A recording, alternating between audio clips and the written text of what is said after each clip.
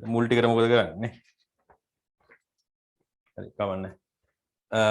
බලන්න මේ මෙතන තියෙන රසදිය වීදුරු රසදිය උෂ්ණත්වමානය. එතකොට මෙතන තියෙනවා තුනී වීදුරු බල්බයක්. තුනී වීදුරු බල්බයක් තියෙනවා. ඕක අර තුනී වීදුරු වලින් හදලා තියෙන පොඩි හරි තුනී වීදුරුයක්. ඔක පොඩ්ඩක් නැත්තම් කැඩෙනවා.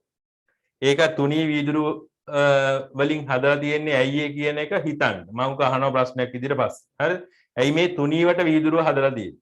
දැන් මෙතන වීදුරුව ඝනකම්. මේ කේශික නාලය ඇතුලේ තියෙන වීදුරුව මේ වීදුරුව ඝනකම්. ඊට මේක හරි තුනියට හදලා තියෙනවා මේ වීදුරුව. මම පස්සේ අහන්නම් මොකටද ඒක උනේ එහෙම තුනියට හදලා තියෙන්නේ කියලා පොඩ්ඩක් හිතලා බලන්න. ඊට පස්සේ මෙතන තියෙනවා කේශික නාලයක්. ඒක දිගට කේශික නාලයක් තියෙනවා.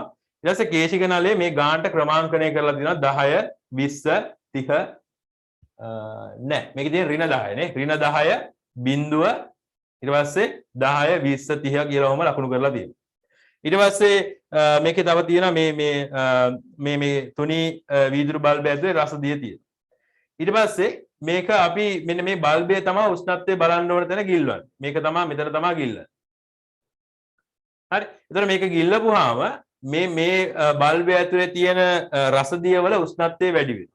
උෂ්ණත්වය වැඩි වෙනවත් එක්කම අපි අර කිව්වේ චාලක ශක්තිය වැඩි වෙලා ඒක ප්‍රසාරණය වෙනවා. උෂ්ණත්වය වැඩි වෙනවත් එක්කම චාලක ශක්තිය වැඩි වෙලා ප්‍රසාරණය වෙනවා. එතකොට මෙන්න මේ නලය දිගේ ගානට රසදිය ගමන් කරනවා. මේක දිගේ ගමන් කරනවා. එතකොට මේ රසදිය ගමන් කරන උස අණුව අපිට කියන්න පුළුවන් උෂ්ණත්වය කීයද කියලා. හරි? උෂ්ණත්වය කීයද කියලා කියන්න පුළුවන්. එතකොට මේක මේ නලය දිගේ රසදිය තුනී නලයක් හරීම හීනි නලයක් තියෙන්නේ. ඒක අර අර කාචයක් වගේ හදලා තියෙන හින්දා තමයි අර යන රසදිය කඳ ලොකුවට පේන්නේ අපිට. නැත්නම් ඒක ලොකුවට පේන්න විදිහක් නැහැ. හරීම තුනී. හරි? එතකොට මේ තුනී වීදුරු නලය දිගේ ගමන් කරන රසදිය අපිට පේනවා රසදිය කඳක් විදියට. ඊට පස්සේ උෂ්ණත්වයේ පොඩි වෙනසක් වුණත් හරි උෂ්ණත්වයේ පොඩි වෙනසක් වුණත් මේකේ ප්‍රසාරණය වෙනවනේ මේක ඇතුලේ තියෙන රසදිය. මෙන්න මේ නලය කුඩා නිසා හරිම තුනී පොඩි නලයක් නිසා මේක දිගේ ගමන් කරනවා රසදිය. ඒ කියන්නේ අර පොඩි පරිමාවල වෙනසක් වුණත් මේක දිගේ ගොඩක් දුර ගමන් කරනවා. ඒකයි ඔය කියන්නේ. ගොඩක් දුර ගමන් කරනවා. හරි. හැබැයි මේ වීදුරු රසදිය උෂ්ණත්වමානයේ පොඩි ගැටලුවක් තියෙනවා. මොකද්ද? රසදිය සම්බන්ධ පොඩි ගැටලුවක් තියෙනවා. මොකද්ද රසදිය වල තියෙන ප්‍රශ්නේ? බැරලෝ. ඔව් රසදිය කියන්නේ බැරලෝ. බොහොම හොඳයි. ඒ කියන්නේ අධික විස සහිත ද්‍රව්‍ය. රසදිය කියන්නේ. දැන් මේ ළඟදී මේ මංගාව තිබිච්ච උෂ්ණත්වමානය කැඩිලා දැන් පොඩ ඉන්න.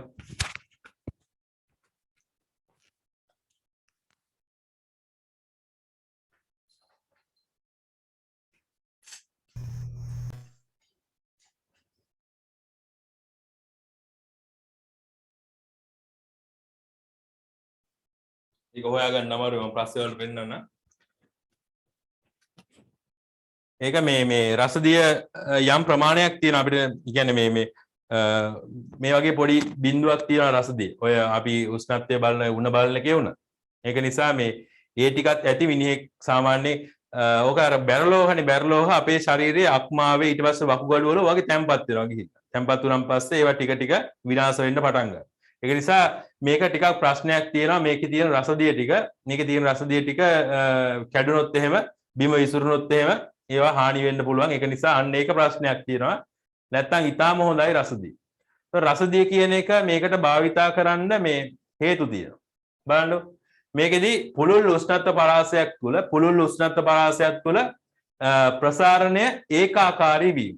මේවා ඒකාකාරීව ප්‍රසාරණය වෙනවා. හිතන්න මෙන්න මෙහෙම දැන් ඕක මේක මේ උෂ්ණත්වයේ සෙල්සියස් අංශක 0 ඉඳලා සෙල්සියස් අංශක 10ට යනකම් ගොඩක් ප්‍රසාරණය වෙලා ඊට සෙල්සියස් අංශක 10 ඉඳලා 20ට යනකොට පොඩ්ඩක් ප්‍රසාරණය වුත් හරි ප්‍රශ්නයක් වෙනවා මේක ක්‍රමාංකණය කරන්න නේ 10ට එනකම් ලොකු ඉඩක් තියන්න වෙනවා 10 ඉඳලා 20ට එනකම් පොඩි ඉඩක් තියන්න. අන්න එහෙම ඉඩ වෙනස් කර තමයි තියන්න වෙන්නේ. එහෙම කරන්න බෑනේ. ඒක නිසා මේක මේ රසදිය කියන්නේ ඒකාකාරීව ප්‍රසාරණය වෙන එකක්. අන්න ඒක හරි වටිනවා. ඒකාකාරීව ප්‍රසාරණය වෙනවා ලොකු උෂ්ණත්ව පරාසයක් ඇතුළත. ඒතර ඒ විදිහට ප්‍රසාරණය වෙන්න නිසා රසදිය ඊටාම හොඳයි. මෙන්න මේ උෂ්ණත්වමාන හදන්න. ඊට පස්සේ හොඳින් තාපය සන්නයනය කරනවා. ඊටාම හොඳින් තාපය සන්නයනය කරනවා. ඊට පස්සේ පුළුල් උෂ්ණත්ව පරාසයක් තුළ. ඒ කියන්නේ සෙල්සියස් අංශක මේ තියෙන සෙල්සියස් අංශක ඍණ 36 ඉඳලා සෙල්සියස් අංශක ධන 375 දක්වා. මේක ද්‍රවයක් විදිහට පවතී. તો සෙල්සියස් අංශක ඍණ 39න් පල්ලෙහා උෂ්ණත්ව බලන්න බෑ මේකෙන් ඝනයක් බවට පත් වෙනවා. එතකොට 357න් එහාට ඒවා බලන්න බෑ මේක වායුවක් බවට පත් වෙනවා. ඒක නිසා ඔය අතරතුර පරාසයේ උෂ්ණත්ව මේකෙන් බලා ගන්න පුළුවන්. ඒතර අන්න ඒ වගේ ගුණ නිසා උෂ්ණත්වමාන ද්‍රවයක් ලෙස රසදිය බහුලව භාවිතා කරන ද්‍රව්‍යයක් බවට පත් වෙලා තියෙනවා.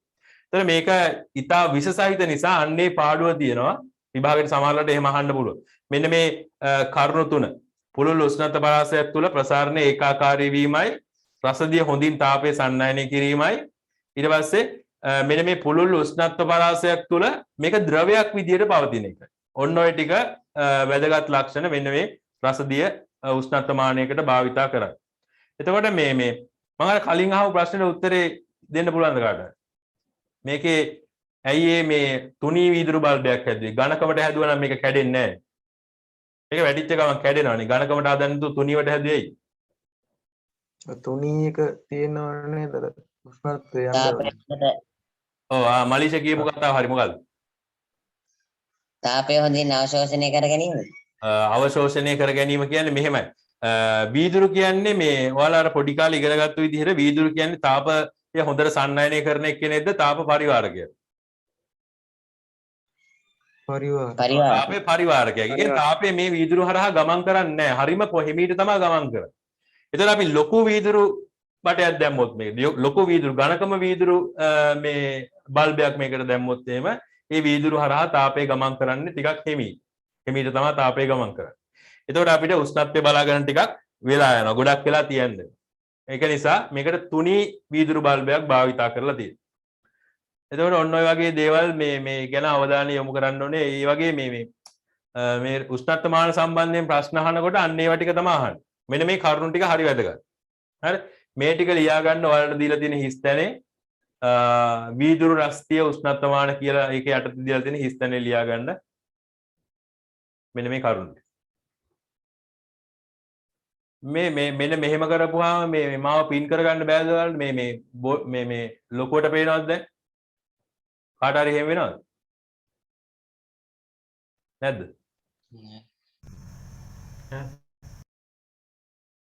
අර 10 වසර ළමයින්ට හරි ප්‍රශ්නයක්. ඒක මෙහෙම මම පොඩි කරගත්තු ගමන් එයාලට පේන්නේ නැහැ.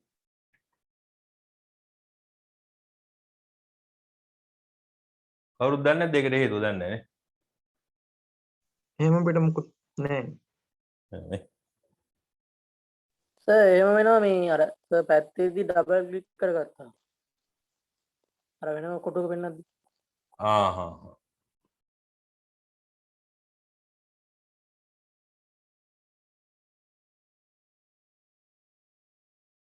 කවිෂ මලීෂ පේන්නේ නැහැ.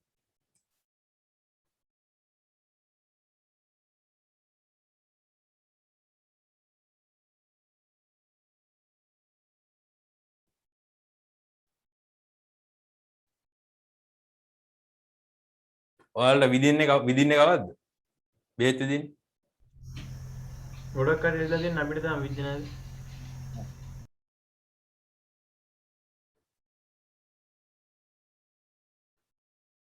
ඒ කියන්නේ ඔයාලා ඉස්කෝලේ ඔක්කොම ගොඩක් අයට විද්දද? ඒ කියන්නේ අපේ ඉස්කෝලේ විද්‍ය නැහැ වෙන ඉස්කෝලේ විද්දා. අපේ වයස කට්ටියට. අපිට විද්‍ය නැහැ. ඔය නදුන්ට එහෙම ඉඳලා තියෙන්නේ.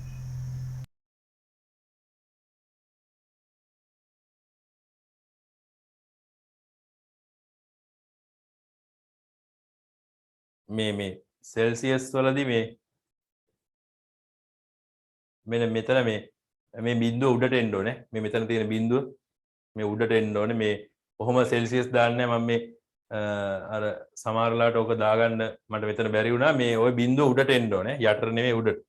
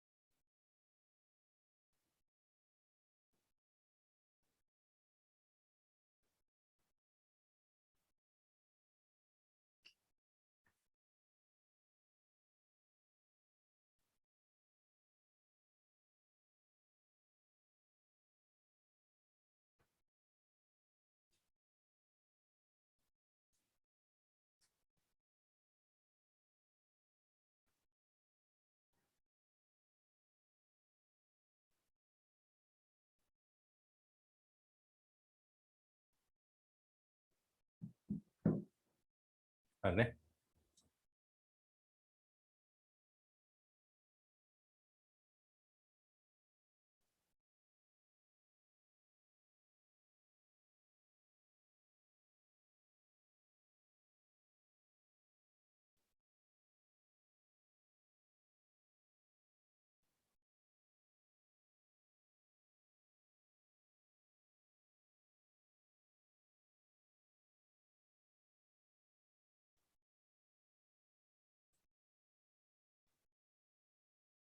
හරි ඊළඟට යමුනේ. ලියලියර නැත්තම් කියන්න. ඊළඟට බලන්න මේ වීදුරු මධ්‍යසාර උෂ්ණත්වමානය. වීදුරු මධ්‍යසාර උෂ්ණත්වමානය ෆොටෝ එකක් මම ඔව් මේ තියෙන වීදුරු මධ්‍යසාර උෂ්ණත්වමානය. එතකොට මේකේ මේ බලන්න මේ වෙනසක් තියෙනවා. මේකේ වෙනසක් තියෙනවා අරකට වැඩිය මේ රසදිය කන්ද මේකේ තිබුණා නම් මේකේ අර නිකන් අර රිදී පාටට තමයි ගමන් කරන්නේ. මේකේ වල රතු පාට. ඒකට මධ්‍යසාර රතු පාට නැහැ. අපි දන්නවා මධ්‍යසාර කියන්නේ ජලය වගේ, වතුර වගේ අවර්ණ. නේ? මධ්‍යසාර කියන්නේ අවර්ණයි. ඒ වුණාට මේ මෙතන තියෙනවා රතු පාට. ඒකට හේතුව මේ මධ්‍යසාර වර්ණ ගන්නවල තමයි මේකේ තියෙන්නේ. රතු පාටින් වර්ණ ගන්න. හරි? රතු පාටින් වර්ණ ගන්න නිසා තමයි මේක පේන්නේ. මොකද අවර්ණ එකක් තිබුණොත් එහෙම බලා ගන්න බෑනේ අපිට. අපිට අවර්ණ දෙයක් තිබුණොත් එහෙම මේක දිගේ උඩට යනවා බලා ගන්න බෑ. ඒක නිසා රතු පාටට වර්ණ ගන්නලා තියෙනවා. ඒතර ඔයාලගේ විද්‍යාගාරේ තියෙන මේ රතු පාට ඔය ඉර රතු පාටට උඩට යන හැම එකක්ම මධ්‍යසාර උෂ්ණත්වමානය. හරි? ඒතර මේකේ මධ්‍යසාර උෂ්ණත්වමානයේ විශේෂත්ව කීපයක් තියෙනවා. අපි බලමු ඒවා ටික.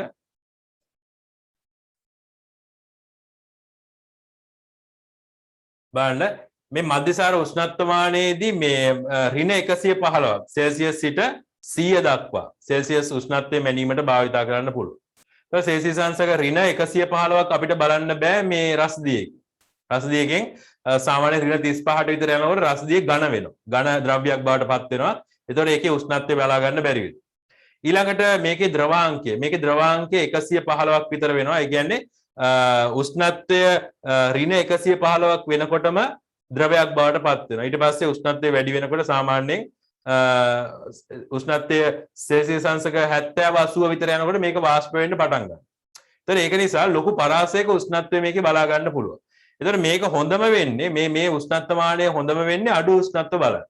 අඩු උෂ්ණත්ව බලන්න තමයි හොඳම වෙන්නේ. සාමාන්‍යයෙන් සෙල්සියස් අංශක දැන් මේ වලට කලින් අර රූපේ පෙන්වීම මේ රූපෙත් බලන්න මේ සෙල්සියස් අංශක ඍණ ගණන් තියෙනවා. ඍණ 40 ගණන් තියෙනවා. ඍණ 40 ගණන් බලන්න පුළුවන්. ඒක නිසා මේක අඩු උෂ්ණත්ව බලන්න තමයි ගොඩක් වෙලාවට භාවිතා කරන්නේ රසදිය උෂ්ණත්වමානය. වැඩි උෂ්ණත්ව බලන්න පාවිච්චි කරන්නේ නැහැ. මොකද සෙල්සියස් අංශක 100ට වඩා ගියපු ගමන් මේක වාෂ්පයක් බවට පත් වෙනවා. හරි. එතන මේක බලන්න ප්‍රසාරණයේ වැඩිවීම සහ ප්‍රසාරණයේ උෂ්ණත්වය සමග ඒකාකාර වීම. ඒකාකාරව උෂ්ණත්වයත් එක්ක ප්‍රසාරණය සිද්ධ වෙනවා. අර රසදිය වගේම තමයි. හරි. ඒතර ලොකු ප්‍රසාරණයක් තියෙනවා. ඒ කියන්නේ අපි පොඩි උෂ්ණත්වයක් දීපු ගමන් අර රසදිය ගොඩක් ප්‍රසාරණය වෙනවා. ඒතකොට අර කේශික නලයේ දිගේ උඩට ගොඩක් යනවා රසදිය. ඒක නිසා අපිට හොඳ උෂ්ණත්ව විපර්යාසයම හොඳට බලා ගන්න පුළුවන් රසදිය උෂ්ණත්වමානය. වීදුරු මධ්‍යසාර උෂ්ණත්වමානය. එතකොට මේකේ මෙන්න මෙතන තමයි මධ්‍යසාර තියෙන්නේ. මෙතන තමයි මධ්‍යසාර බල්බේ තියෙන්නේ. එතකොට මේක වැඩි උෂ්ණත්වයකදී මේ අපි පොඩි උෂ්ණත්ව වෙනසකදී වුණත් ගොඩක් ප්‍රසාරණය වෙනවා රසදිය වලටත් වැඩිය මේක ප්‍රසාරණය වෙනවා. ප්‍රසාරණය වෙනකොට මේ ඇතුලේ තියෙන මධ්‍යසාර ටික මෙන්න මේ කේශික නලයේ දිගේ ඉහළට එනවා. එතකොට මේකේ තියෙන වාසිත් තියෙනවා, මේකේ අවාසිත් තියෙනවා. අපේ රසදිය වගේ නෙමෙයි මධ්‍යසාර කියන්නේ වහා ගිනි ඇවිදින සුළුයි. ඒ වගේ පොඩි ප්‍රශ්න තියෙනවා. ඒ වගේ දේවල් අරගෙන මේක ඊටාම හොඳ උෂ්ණත්වමානයක්. ඒතකොට මේ ටික ඔයාලා ලියා ගන්න වීදුරු මධ්‍යසාර උෂ්ණත්වමානයේ යටතේ ලියන්න පුළුවන් වේද? ඔයාලා ලියන්න විතරයි නේද තියෙන්නේ? මේ ටික විතරයි ලියන්න තියෙන්නේ.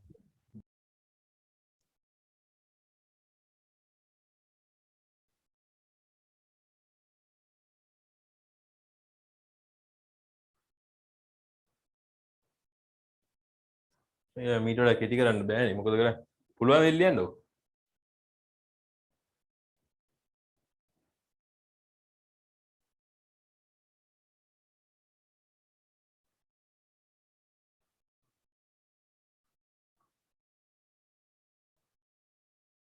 ප්‍රභාෂ ලියන්න පුළුවන් වේද ඔක ඔය ඉඩේ?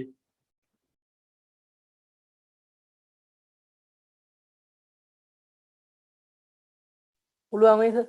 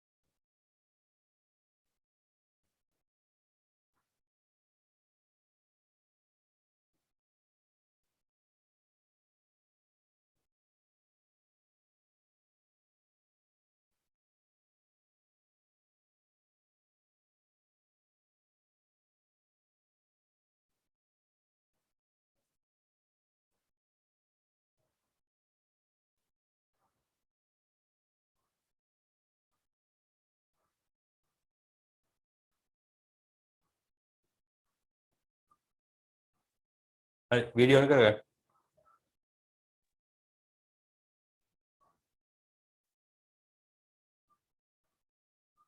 හරිනේ. මේ මොකක්ද දන්න එකපාරට උන සිග්නල් මම හිතන්නේ.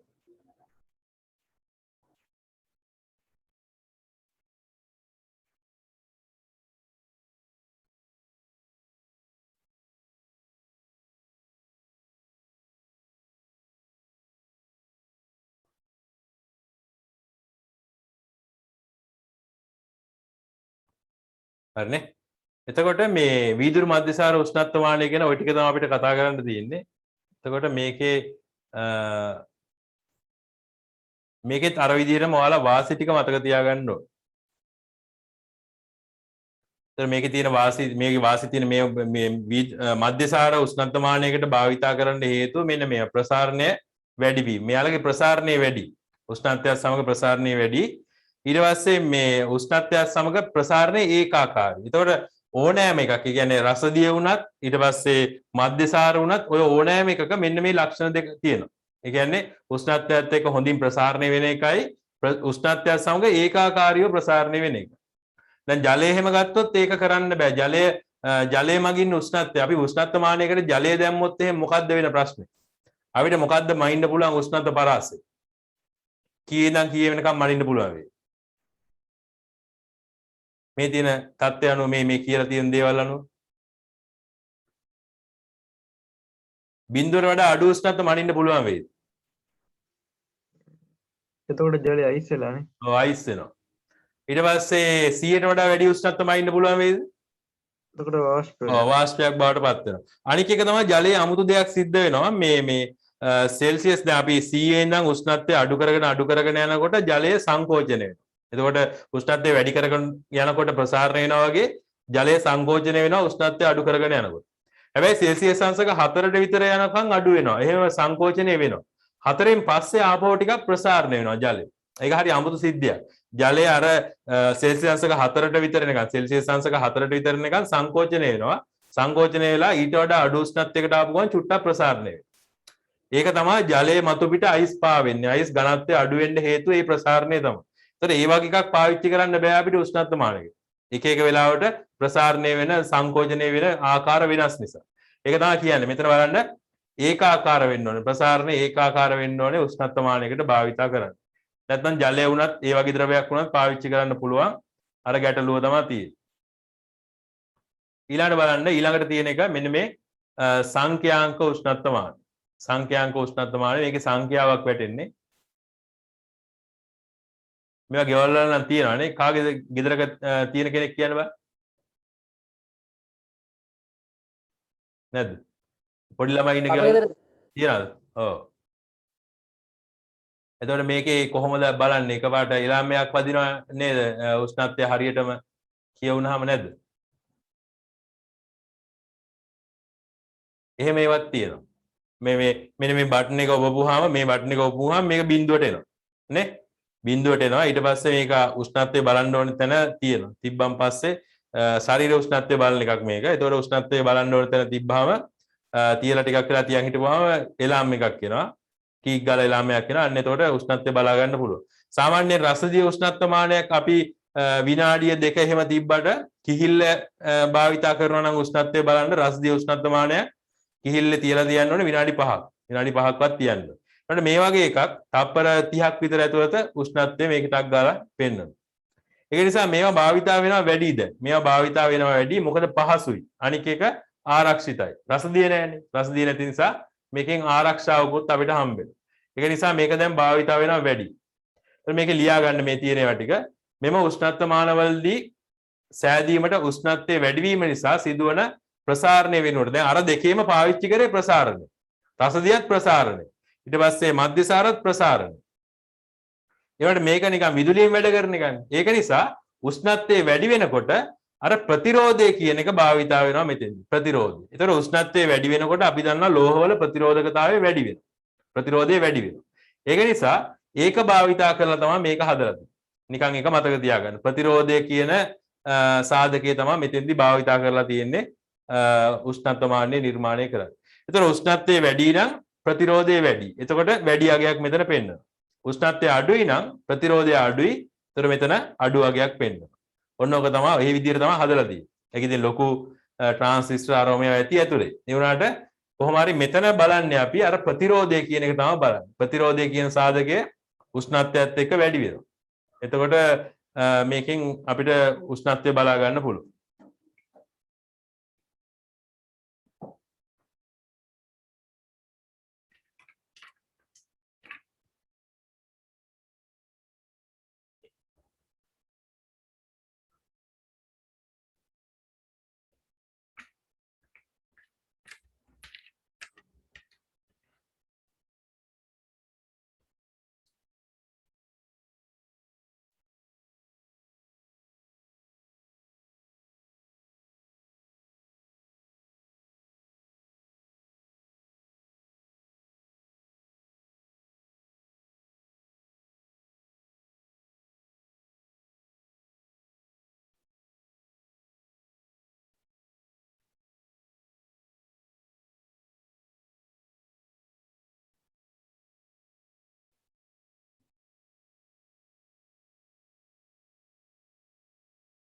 හරිනේ. හරි වීඩියෝ ඔන් කරගන්න. ඊට පස්සේ උෂ්ණත්වමාන ඔච්චරයි අපි කතා කරන්නේ. ওই උෂ්ණත්වමාන තුන ගැන හොඳට මතක තියාගන්න මේ වීඩියෝ ඔන් කරලාම තියාගන්න. ඕක මේ වීඩියෝ ඔන් කරගන්න බැරි වෙන විදියක් නැහැ. ඒ කියන්නේ මම මේ මෙච්චර මහන්සියලා මේ ප්‍රසන්ටේෂන් එකක් හදන්න පැය 4-5ක් යනවා. මේ ටිකක් වෙනස් විදියකට හදන්න. එතකොට එහෙම හදලා ඉවරලා එච්චර දෙයක් කරලා නේ පන්තියට එනකොට ඔයාලා නිකන් කියන දේ අහන්න නැත්නම් ඒක හරි එන ඒක නිකන් හරි නෑ. ඒක නිසා මේ ඔන්න එකේම තියාගන්න. ඕක ඉතින් අය ඇඟිලි ගහ ගහ ඉන්න ඕනේ නෑ ඕක. ඔන්න එකේම තියාගන්න. හරි. බලන්න උෂ්ණත්ව පරිමාණ. ඊට පස්සේ අපි බලන්නේ උෂ්ණත්වයේ මනින ඒකක මොනවද කියලා. ඒක නම් ඔයාලට නෝට් ලියන්න මොකුත් නෑ. ඔක්කොම දීලා තියෙනවා. හැබැයි අන්තිමට ගණන් ටිකක් තියෙනවා හදන්න. සෙල්සියස් කෙල්වින් බවට හරවන්න කියලා තියෙන්නේ. අපි එකිනෙක බලාගෙන යමු මේ උෂ්ණත්ව පරිමාණ ටික. ඉස්සෙල්ලාම අපි බලන්නේ මෙන්න මේ සෙල්සියස් කියන පරිමාණය. සෙල්සියස් පරිමාණය තමයි ඉස්සෙල්ලාම බලන්නේ. බලන්න සෙල්සියස් අංශක කියන එක කොහොමද හදලා තියෙන්නේ. හරි බලන්න ඉස්සෙල්ලාම තියෙනවා මේක බලන්න සෙල්සියස් පරිමාණය. එතකොට මේකේ තියෙනවා වායුගෝල එකක පීඩනය. මෙන්න මේක ගැන එච්චර හිතන්න එපා. වායුගෝල එකක පීඩනය කියලා කියන්නේ සාමාන්‍ය වායුගෝලයේ පීඩනය කියන එක තමයි. හරිද? වායුගෝලීය පීඩනය කියන එක තමයි. ඒතර වායුගෝලීය පීඩනය මට හරියට මතක නෑ 520ක් හරි හෝම් පැස්කල් ඕම මට හරියට මතක නෑ. ඒ නිසා ඒක ලියන්නවත් මුකුත් කරන්න යන්න එපා. වායුගෝලීය පීඩන එකකදී පීඩන එකකදී සංසුද්ධ අයිස්, ඒ කියන්නේ කිසිම අපද්‍රව්‍යයක් මිශ්‍ර වෙලා නැති අයිස් ද්‍රව බවට පත් වෙන උෂ්ණත්වය ඒ සෙල්සියස් පරිමාණය 0 කියලා ගන්නවා. ඒ කියන්නේ අයිස් ද්‍රව බවට පත් වෙන උෂ්ණත්වය 0 කියලා ගන්නවා. හරි. ඊට පස්සේ එම පීඩනයේ යටතේම ජලය හුමාලයේ බවට පත් වෙන උෂ්ණත්වය. ඒ කියන්නේ ජලය වාෂ්පයක් බවට පත් වෙන උෂ්ණත්වය. අන්න ඒක අපි ගන්නවා 100 කියලා. ඊට පස්සේ මේ අතර තියෙන ඉඩ අපි කොටස් 100කට බෙදනවා. කොටස් 100කට බෙදලා අපි එක කොටසක් සෙල්සියස් අංශක 1ක් කියලා ගන්නවා. එතන අපි කරන්නේ මොකද්ද මේකේ? අයිස් ද්‍රව බවට පත් වෙන උෂ්ණත්වය 0 කියලා ගන්නවා. ඊට පස්සේ ජලය වාෂ්ප බවට පත් වෙන උෂ්ණත්වය 100 කියලා ගන්නවා. ඊට පස්සේ මේ අතර කොටස් ටික 100කට බෙදනවා. 100කට බෙදලා අපි එක කොටසක් සෙල්සියස් අංශක 1ක් කියලා ගන්නවා. හරි. ඒ වගේ කොටස් 100ක් ගියපුවාම බිඳුවේ ඉඳලා ඒ වගේ කොටස් 100ක් ගියපුවාම ජලය වාෂ්ප වෙන්න ඕන. අන්න ඒක තමයි මෙතන තියෙන සිද්ධිය. එතකොට සෙල්සියස් පරිමාණය හදලා තියෙන්නේ ජලය භාවිතා කරලම තමයි. ඒ කියන්නේ ජලය කියන සංයෝගය, ජලය කියන ද්‍රව්‍ය භාවිතා කරලා ඒක ඝනයක් බවට පත් වෙන උෂ්ණත්වය 0 කියලා ගන්නවා. ඒක වායුවක් බවට පත් වෙන උෂ්ණත්වය 100 කියලා ගන්නවා. ඒ දෙක අතර අපි කොටස් 100කට බෙදලා ඒ එක කොටසක් සෙල්සියස් අංශක 1ක් කියලා ගන්නවා. ඔන්න ඔය විදිහට තමයි සෙල්සියස් පරිමාණය නිර්මාණය කරලා තියෙන්නේ. හරි. එතකොට මේකෙදි උෂ්ණත්ව දෙක තමයි අරන් තියෙන උෂ්ණත්ව දෙක. අර අයිස් මේ අයිස් ද්‍රව බවට පත් වෙන උෂ්ණත්වය එක උෂ්ණත්වය. අනික් එක ජලය හුමාලයේ බවට පත් වෙන උෂ්ණත්වය අනික් උෂ්ණත්වය. ඒ උෂ්ණත්ව දෙක අතර තමයි මේක විචලනය වෙන්නේ. හරි. එතකොට මේක ඒ උෂ්ණත්ව දෙක ගන්න හේතුව තමයි මෙන්න මෙතන යට කියලා තියෙන යන්නේ ඒක බලන්න. පීඩනය අණුව මෙන්න මේ උෂ්ණත්ව දෙකේ මේක මේ නියත උෂ්ණත්ව දෙක. ඒ කියන්නේ අපි ඕනෑම දෙයකදී මේ ගොඩාක් වෙලාවට අපි උෂ්ණත්ව ගන්නකොට මේ අර අයිස් ද්‍රව බවට පත් වෙන උෂ්ණත්වය කියන එක ගන්නවා. ඒක 0 කියලා ගන්නවනේ. ඒක නිකන් අර ගොඩාක් වෙලාවට අපි යොදා ගන්න මිනුමක්. ඊළඟට ජලය වාෂ්ප වෙන උෂ්ණත්වය 100යි කියලා අපි ගන්නවා. අන්න ඒ දෙක අර නොවෙනස් වෙන උෂ්ණත්ව දෙකක් නිසා තමයි ඒක අරන් තියෙන්නේ. ඊට පස්සේ ඒ අතර කොටස් 100කට බෙදලා තමයි මේ උෂ්ණත්ව පරිමාණය හදලා තියෙන්නේ. සෙල්සියස් පරිමාණය හදලා තියෙන්නේ. එතකොට ඒක හරි සරල දෙයක්. ඒ වුණාට මේකෙදි මේ ලොකු දෙයක් කියන මොකද මේ ජලය කියන එක මෙතෙන්දි භාවිතා කරලා තියෙනවා උෂ්ණත්වමාන පරිමාණයකදී අර මේ කොටසකට අගය කීයද කියලා බලන්න. එතන මේක අපි ඇත්තට මිනිස්සු හදාගත්තු දෙයක්. මේක මිනිස්සු හදාගත්තු දෙයක්. ඊට පස්සේ ඒක සෙල්සියස් 0 කියලා කියන්නේ ඝන අයිස් ද්‍රව බවට පත් වෙන උෂ්ණත්වය. ඒ කියන්නේ අයිස් ද්‍රව බවට පත් වෙන උෂ්ණත්වය. එතන 0ට වඩා අඩු උෂ්ණත්වය කියන්නේ සෙල්සියස් අංශක ඍණ ගණන්. ඍණ ගණන් කියලා තමයි අපි ගන්න. එතකොට මේකෙදි මේක බලන්න උෂ්ණත්ව පරිමාණයක් සකස් කර ගැනීම සඳහා භාවිතා කරන වෙනස් නොවන උෂ්ණත්ව අචල ලක්ෂ ලෙස හැඳින්වේ. එතකොට සෙල්සියස් පරිමාණයේ අචල ලක්ෂ දෙක අතර පරාසය කොටස් 100කට බෙදලා තියෙනවා. ඒ කියන්නේ මේකේ අචල ලක්ෂ දෙකක් තෝරාගෙන තියෙනවා. එකක් තමයි මෙන්න මේ අයිස් ද්‍රව බවට පත් වෙන උෂ්ණත්වය. ඒක 0. ඊළඟ අචල ලක්ෂය තමයි ජලය හුමාලයේ බවට පත් වෙන උෂ්ණත්වය. ඒක 100 කියලා අරන් තියෙනවා. ඒ අතර කොටස් 100කට බෙදලා තියෙනවා. ඔන්න ඔක තමයි සෙල්සියස් පරිමාණයේ සිද්ධ වෙන දේ. එතකොට මේක එක අංශකයක්. අපි සෙල්සියස් අංශකයක් කියලා හඳුන්වනවා. එක අගයක් අංශකයක් කියලා හඳුන්වනවා. එතකොට ওই ටික තමයි ඔයාලට සෙල්සියස් පරිමාණය ගැන කියන්න දෙන්නේ. ඒක මොකද වැඩේ තේරුණාද සිද්ධ වෙන විදිහ ප්‍රභාෂ? ඔව් සර්. තේරුණානේ. එතකොට මම මේ ඔක්කොගෙම අහන්නේ නමක් කියලා මම නිකන් කාගෙන් හරි අහුවට ඔක්කොගෙම තමයි ඔය අහන්නේ. එතකොට තේරුන්නේ නැති කට්ටිය ඩක් ගාලා කියන්න ඕනේ. හරි. ඊළඟට අපි යනවා මෙන්න මේ ෆැරන්හයිට් කියන පරිමාණය. ඒකත් ඒ විදිහම තමයි. ඒකෙත් ජලය තමයි අරන් තියෙන වැඩේ. බලන්න අයිස් ද්‍රව බවට පත් වෙන උෂ්ණත්වය ඒකෙදි 32 කියලා අරන් තියෙනවා. ෆැරන්හයිට් අංශක 32 කියලා අරන් තියෙනවා. ඊට පස්සේ ජලය හුමාලයේ බවට පත් වෙන උෂ්ණත්වය 212 කියලා අරන් තියෙනවා. මෙතන තියෙන්න ඕනේ ෆැරන්හයිට් කියලා තියෙනවා. හරි? මෙතන ෆැරන්හයිට් නැහැ. ඔයාලගේ තියෙන්නේ නෑ. ඔයාලගේ හරියට ඒක වැටලා තියෙනවා. ඔයාලගේ ටියුට් එකේ ඒක හරියට වැටලා තියෙනවා. එතකොට මේකෙදි අයිස් ද්‍රව බවට පත් වෙන උෂ්ණත්වය 32 කියලා ගන්නවා. ඍණ නෙමෙයි 32 කියලා ගන්නවා. ධන 32. ඊට පස්සේ ජලය හුමාලයේ බවට පත් වෙන උෂ්ණත්වය 212 කියලා ගන්නවා. ඒ අතර කොටස් 100කට නෙමෙයි 180කට බෙදනවා. 180කට බෙදනවා. ඊට පස්සේ ඒක භාවිතා කරනවා ෆැරන්හයිට් අංශකයක් විදියට. එතකොට මේකේ අචල ලක්ෂ දෙකත් අරකම තමයි. අර අචල ලක්ෂ දෙකම තමයි තියෙන්නේ. අයිස් ද්‍රව බවට පත් වෙන උෂ්ණත්වය පළවෙනි අචල ලක්ෂය. ඊට පස්සේ ද්‍රව ජලය හිමාලය බවට පත් වෙන උෂ්ණත්වය ඊළඟ අචල ලක්ෂය. එතකොට මේ ලක්ෂ දෙක අතර කොටස් 180කට බෙදලා තියෙනවා. එතකොට මේ දෙකම භාවිතා වෙනවා සාමාන්‍යයෙන් ලංකාවේ නම් භාවිතා වෙන්නේ එංගලන්තේ භාවිතා කරන එකනේ. අපි කිසිම හැවිල්ලක් බැලෙන්නේ නැතුව එංගලන්තේ භාවිතා කරන එක එහෙම භාවිතා කරනවානේ අපි. ඒක නිසා අපි භාවිතා කරන්නේ සෙල්සියස්. සෙල්සියස් අංශක තමයි භාවිතා කරන්නේ. හැබැයි ඇමරිකාවේ එහෙමනම් භාවිතා කරන්නේ මෙන්න මේ ෆැරන්හයිට් කියන එක. ෆැරන්හයිට් කියන එක තමයි එයාලා භාවිතා කරන්නේ. එතකොට මේ එයාලා උෂ්ණත්වය කියන්නේ ෆැරන්හයිට් වලින්ම තමයි. ඒතර අපි සමහර වෙලාවට එයාලා අංශක කියන වචනේ ඩිග්‍රී කියලා කියන්නේ. එතකොට එයාලා කිව්වොත් එහෙම පරිසරයේ උෂ්ණත්වය 90 ඩිග්‍රී කියලා. කියන්නේ 90යි කියලා කිව්වොත්. ඒ ෆැරන්හයිට් 90යි කියලා තමයි කියන්නේ. සෙල්සියස් නෙවෙයි. සෙල්සියස් 90ක ඉන්න බෑනේ මිනිස්සුන්ට. ෆැරන්හයිට් 90යි කියලා තමයි කියන්නේ. කියන්නේ සෙල්සියස් 40ක් ඒ වගේ ගාන එනවා. ඒතර මේ ෆැරන්හයිට් සෙල්සියස් එක එක රටවල් වල භාවිතා වෙනවා. හැබැයි අන්තර්ජාතිකව සෙල්සියස් තමයි භාවිතා කරන මිනුම්. හරි. ෆැරන්හයිට් භාවිතා කරන්නේ ওই රටවල් කීපයක විතරයි. ඇමරිකාව කියන්නේ එක රටක් ෆැරන්හයිට් භාවිතා කරන. ඒතර මේ විදිහට ෆැරන්හයිට් කියන්නේත් අර සෙල්සියස් වගේම හදපු පරිමාණයක්. මිනිස්සු හදපු පරිමාණය. හරි. ඒ වුණාට මේ දෙකටම අමතරව ඊළඟට තියෙනවා කෙල්වින් පරිමාණය කියන එක. අන්න ඒක මේ ඔයාලට බලමු ඒකේ තියෙන පොඩි වෙනස්කමක් තියෙනවා. ඒකේ මේ බිඳුව අරන් තියෙන වෙනස් විදියක.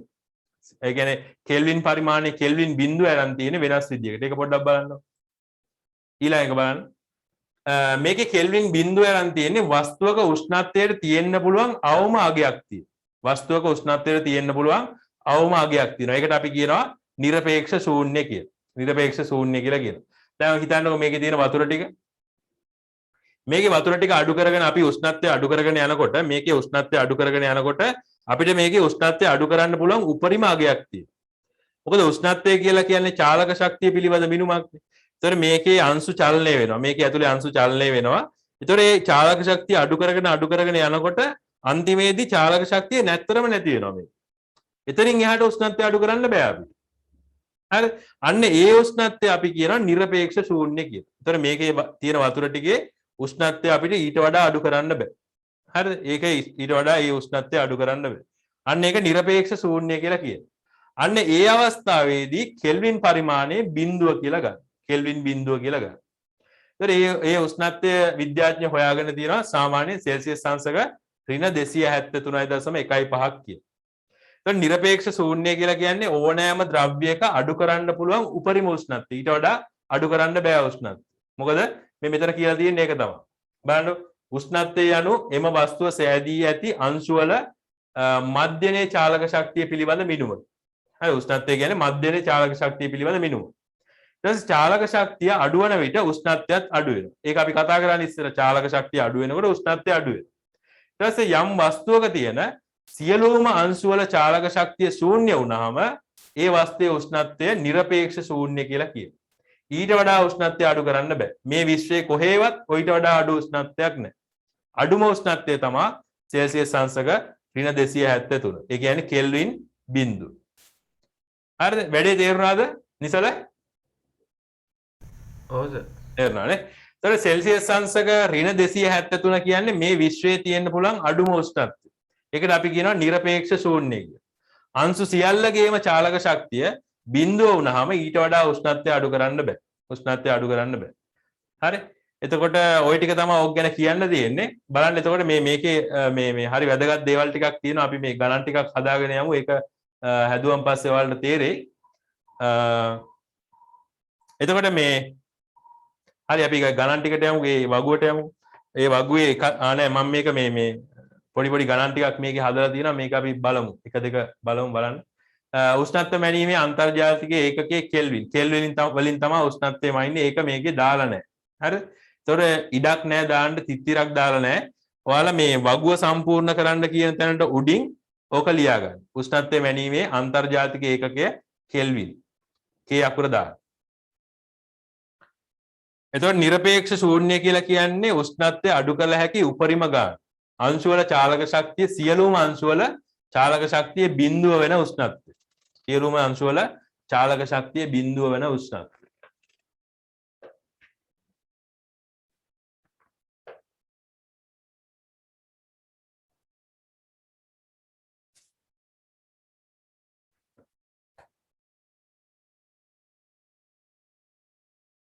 අද මැච් එකක් තියෙනවානේ මොනවා වෙයිද? ඒකත් කන. නිකන් කයිනේ. ඒක තමයි මං කිව්වේ දැන් ඉතින් මේ මැච් බල ඉල්ල වැඩක් නැහැ. අපේ වැඩක් කරගන්න ඕනේ. ඉස්සර තිබුණා හැබැයි කාලයක් ඔයාලා ඉපදිලාවත් නැහැ ඒක. මේ අපිට මතක නැහැ මැච් එකක් පෙරදිච්ච එක දවසක්. ඒ කියන්නේ මැච් ගහන එක දින්න. අවුරුද්දක් විතර තිබුණා මේ සාමාන්‍යයෙන් 75ක් විතර තියෙන මැච් ඔක්කොගෙම දින්න කාලෙක. ඒ කාලේ මේ එන පිස්සුවක් ක්‍රිකට් නිකන් පිස්සුවක්. රටේම පිස්සුවක් වගේ තමයි තිබුණේ. ඒ කාලේ තමයි ඉන්න තිබුණේ. ඒ කාලේ තමයි නියමම කාලේ. හරි. අපි යමු ඊළඟ කොටසට මේ ඊළඟ කොටසට කියන්නේ මේකේ ගණන් ටිකක් හදන්න තියෙනවා. බලමු. බලන්න සෙල්සියස් අංශක බිඳුව. සෙල්සියස් අංශක බිඳුව කියලා කියන්නේ දැන් මෙහෙම ප්‍රශ්නයක් තියෙනවා. මම ඔයාලට මේක මේ බෝඩ් එකේ පොඩ්ඩක් කරලා පෙන්නලා ওই ගණන් ටිකට යමු. හරි. සෙල්සියස් අංශක එකක් කියන්නේ කෙල්වින් කීයක්ද කියලා අපි ඉස්සෙල්ලා තේරුම් ගන්න ඕනේ. සෙල්සියස් අංශක එකක් කියන්නේ කෙල්වින් කීයක්ද කියලා. එතකොට අපි කියවනේ මෙන්න මෙහෙම එකක්. කෙල්වින් බිඳුව කියන්නේ බිඳුවයි කෙල්වින් කියලා කියන්නේ සෙල්සියස් වලින් ගත්තොත් කීයද? ඔකේ මම දාලා තියෙනවා. නිරපේක්ෂ ශූන්‍ය කියන්නේ සෙල්සියස් වලින් ගත්තොත් කීයද? ඍණ කීයද? 273.15 කියලා තියෙනවා. 273 කියලා තමයි අපි ගන්න. හරි. කෙල්වින් බිඳුව කියන්නේ සෙල්සියස් අංශක ඍණ 273. ඔන්නෝක තමයි කෙල්වින් බිඳුව කියලා කියන්නේ. ඕකට අපි කියන්නේ නිරපේක්ෂ ශූන්‍ය කියලා. එතකොට මේකෙදි ඊළඟට ඔයාලට තේරුම් ගන්න දෙයක් තියෙනවා. කෙල්වින් අංශකයක් සහ සෙල්සියස් අංශක එකක්. කෙල්වින් එකක් සහ කෙල්වින් එකක් කියන්නේ සමානයි. මේ දෙක සමානයි. මේ දෙක සමානයි.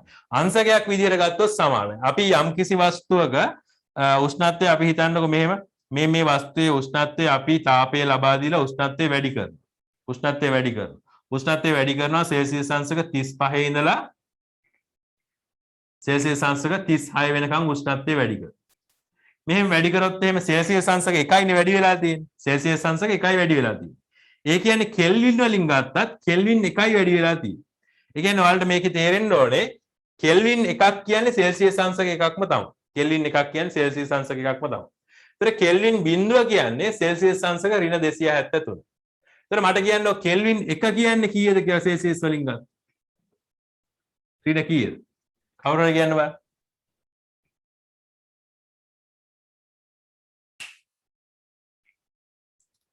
කෙල්වින් එකක් කියන්නේ සෙල්සියස් එකක්ම තමයි. කමන්නේ වැරදුනද?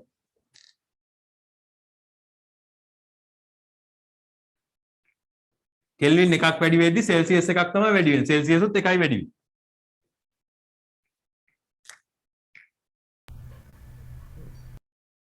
කීයද? 274ද? 274යි. එතකොට ඍණ ගණන් වැඩි වෙනවද? මේකට අපි එකක් එකතු කරොත් එහෙම 72. ඔව් මේක 272ක් වෙනවා. ඍණ 272ක් වෙනවා. එතන ওই විදිහට අපිට කෙල්වින් සෙල්සියස් බවට පරිවර්තනය කරන්න පුළුවන්. ඊට පස්සේ අපි බැලුවොත් මෙහෙම. කෙල්වින් 20ක් කිව්වොත් කෙල්වින් 20ක් කිව්වොත් එහෙම. මේක සෙල්සියස් වලින් ගත්තොත් කීයද?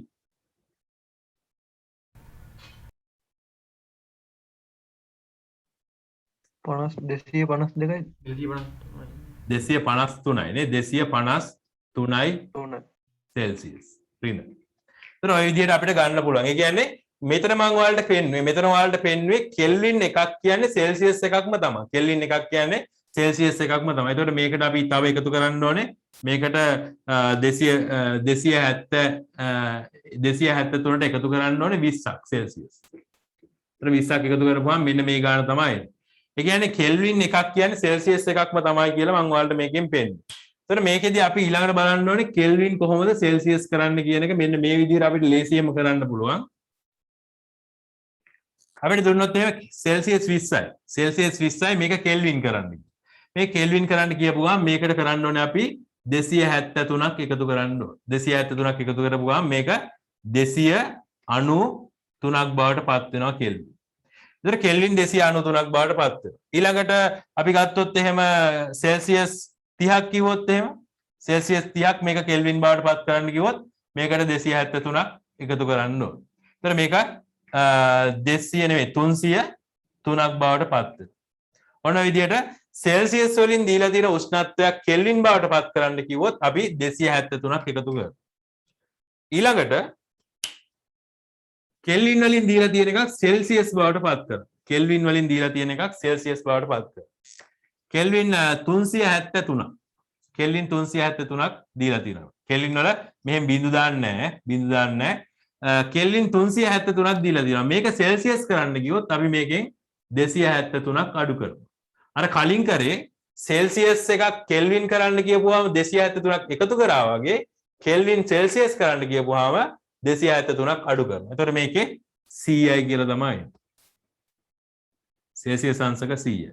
ඔන්න ඕක පොඩ්ඩක් හුරු වෙන්න ඕන. හරිද? ඕක පොඩ්ඩක් හුරු වෙන්න ඕනේ. මම පොඩි ප්‍රශ්න ටිකක් ඔයාලෙන් අහනවා. මේකේ තියෙන එක එක ඒවා ටිකක් අර ගණන් කීපයක්ම හදන්න ඕනේ අපි. හදන්න ඉස්සෙල්ලා මම පොඩ්ඩක් ඔයාලගෙන් ප්‍රශ්න කීපයක් අහන්න. දැන් එක එක උෂ්ණත්ව කෙල්වින් සෙල්සියස් කරන්නයි සෙල්සියස් කෙල්වින් කරන්නයි තමයි දැන් තියෙන්නේ.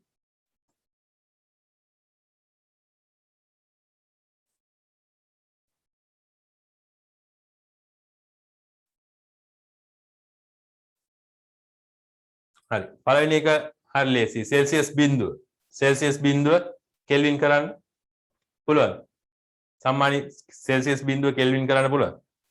එතකොට සෙල්සියස් කෙල්වින් වල බිඳුව කියන්නේ සෙල්සියස් -273. එතකොට සෙල්සියස් බිඳුව කියලා කියන්නේ කෙල්වින් කීය? හරි කියනද? මට කවුරු කියන්න බලන්න මේකේ උත්තරේ. මේක කෙල්වින් කරන්න තමයි තියෙන්නේ. ඈ? 273. ඒ කියන්නේ අපි සෙල්සියස් ගාණක් දුන්නොත් කෙල්වින් කරන්න කියලා ඒකට 273ක් එකතු කරන්න නිකම්. එතකොට මේක එනවා අපිට කෙල්වින් 273ක්. සෙල්සියස් ගාණක් දුන්නොත් කෙල්වින් කරන්න කියලා 273ක් එකතු කරන්න. ඊළඟට මේකේ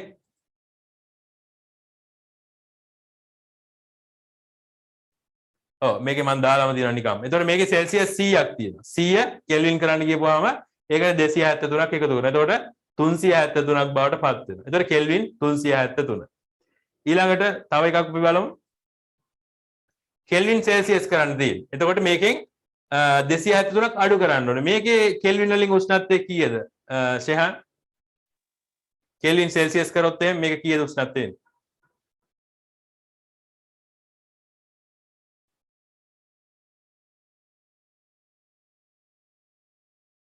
මේක 273 ඍණ 273.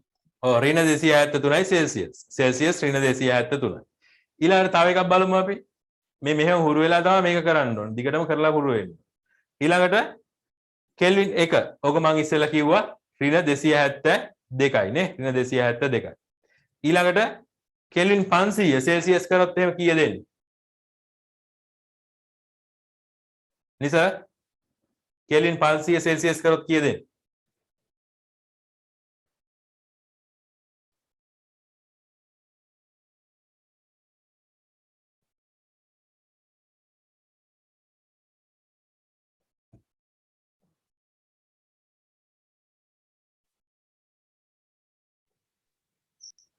ඔව් 773 සෙල්සියස් 773. එතන ඔයාලා මේක මතක තියාගන්න කෙල්වින් සෙල්සියස් කරන්න කිව්වොත් 273ක් එකතු කරන්න සෙල්සියස් කෙල්වින් කරන්න කිව්වොත් එහෙම 273ක් අඩු කරන්න. sorry. ඔක ඒකේ අනිත් පැත්ත. කෙල්වින් සෙල්සියස් කරන්න කිව්වොත් එහෙම 273ක් එකතු කරන්න ඕනේ. ඊට පස්සේ සෙල්සියස් කෙල්වින් කරන්න කිව්වොත් 273ක් අඩු කරන්න. ඊට පස්සේ තව ටිකක් ඕක හුරු වෙන්න ඔයාලට මම අර පේපර් එකේ දීලා තියෙනවා වගුවක්.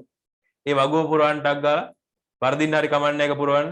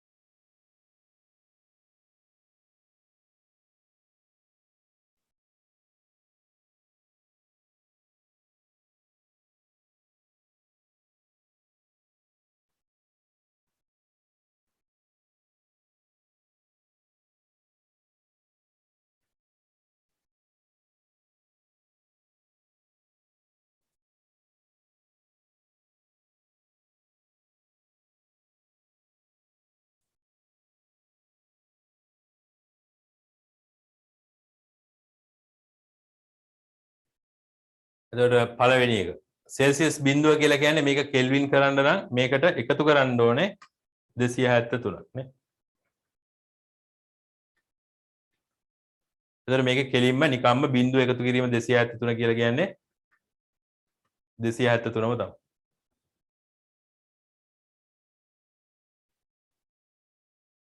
ඊළඟ එකෙත් 273ක් එකතු කරන්න තියෙන්නේ 300. 373ක් වෙනවා.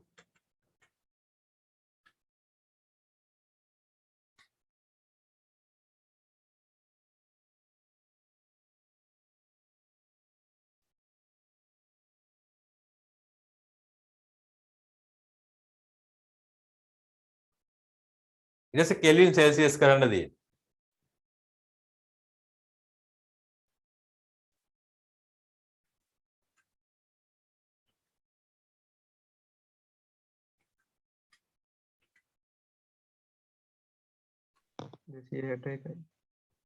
මොනවාද? ඍණ 260 ඍණ 260 එකයි.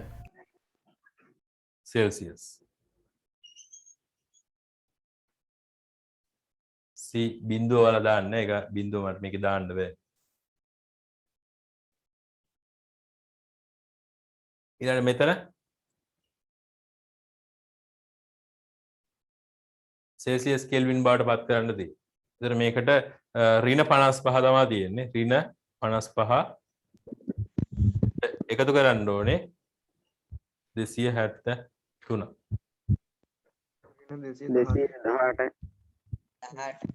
218 218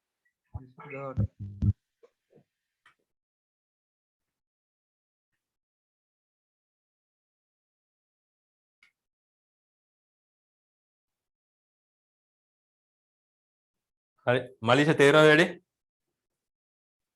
තේරුණා සර්. සම්මානි තේරෙනවද වැඩි? තේරුණා සර්. ඊට පස්සේ කෙල්වින් බිඳුව අපි දන්නවා කෙල්වින් බිඳුව නිරපේක්ෂ ශූන්‍ය ඒක කොහොමදත් අපි දන්නවා මොකද බිඳුවෙන් 273ක් අඩු කරලා දැම්මත් ප්‍රශ්නයක් නැහැ. එහෙම නැත්නම් නිකම්ම නිරපේක්ෂ ශූන්‍ය කියලා කියන්නේ සෙල්සියස් ඍණ 273 නේ. ඒත් එහෙම දාන්නත් පුළුවන්.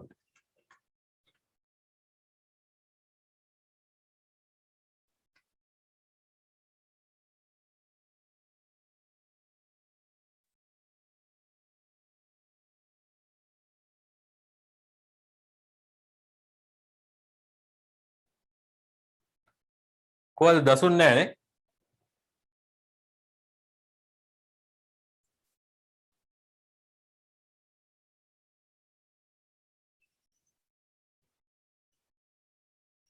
ඊට පස්සේ 50යි සෙල්සියස් කියලා කියන්නේ කෙල්වින් වලින් ගත්තොත් 273ක් එකතු කරා.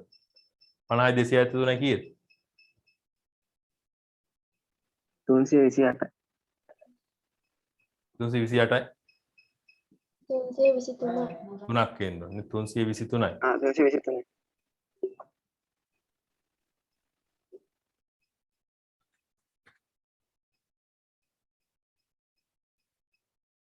ඊට පස්සේ මෙතන කෙල්වින් සෙල්සියස් කරන්න තියෙන්නේ 273ක් අඩු කරන්න.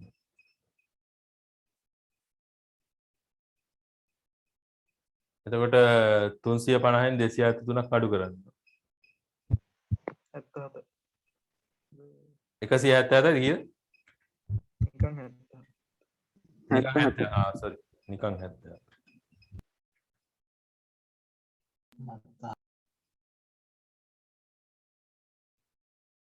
වැරදිද? හරි. ඊට පස්සේ ඍණ 273 කියන්නේ කීයද කෙල්වින් වලින්? බිඳුව ඔව් බිඳුව. කෙල්වින් බිඳුව. ඊට පස්සේ කෙල්වින් වල ඍණ 456යි 456 සෙල්සියස් කරන්න එකෙන් 273ක් අඩු කරන්න 3යි 8යි 1යි 183යි නේ හරිද කීයද එන්නේ 183 නෙමෙයිද ඔව් හරි. ඒතර ඔය ටික ඔය විදිහට තමයි උත්තර ටික එන්න ඕනේ. ඒතර මම පොඩි ගාණක් දෙනවා ඔයාලට මේක චුට්ටක් හිතලා කරන්න තියෙන එක. ඒකට තෑග්ගක් දෙනවද නැහැ තෑග්ගි ඕනේ නැහැ මේකට. මේක ගාණ හදන්නකෝ බලන්න. මේව ලියා ගන්නකො පොත අරගෙන. මේව ලියන්න මට දැන් හිතිච්ච ගාණක් නිකන් මේක කරොත් හොඳයි කියලා හිතුණා. මේව ලියන්න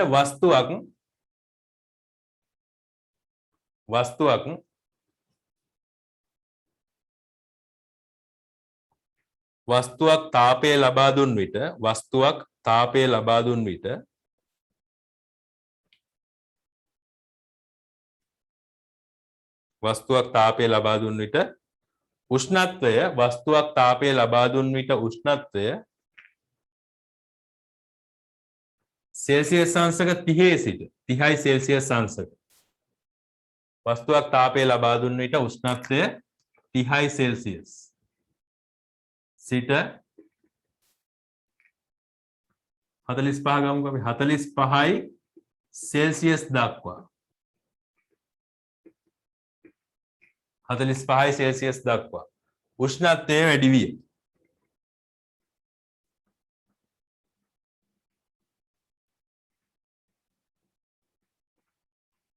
හරි ඊට පස්සේ මේකේ හොයන්න තියෙන්නේ උෂ්ණත්ව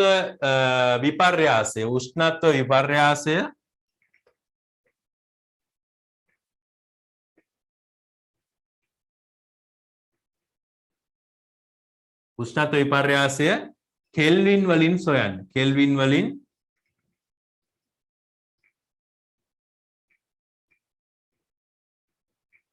කෙල්වින් වලින් සොයන්න.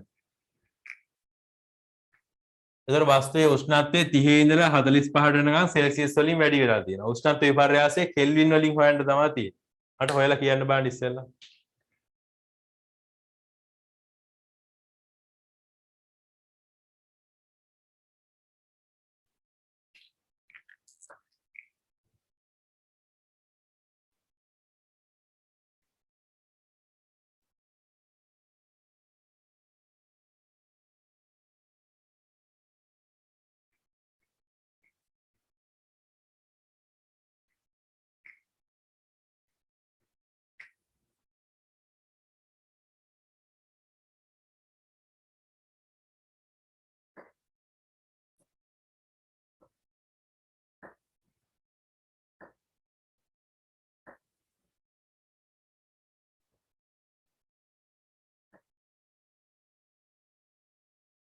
කීයද? නිසල සදාපේ ගහයිද? කීයද? මම දැම්ම 288. 200 කීයද? 88. ඔව්.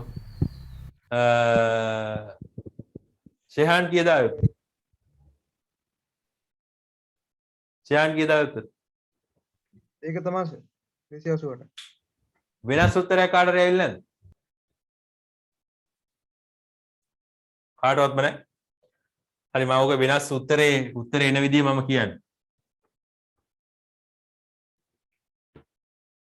දැන් කෙල්වින් වලින් වෙනස හොයනකොට දැන් ඔයාලා හිතන්න මෙහෙම.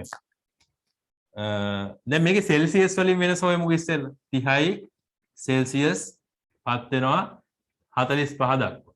45යි සෙල්සියස් දක්වා පත් වෙනවා. එතන මේක සෙල්සියස් වලින් වෙනස හෙව්වොත් එහෙනම් මේ දෙක අතර වෙනස 15යි 15යි සෙල්සියස්.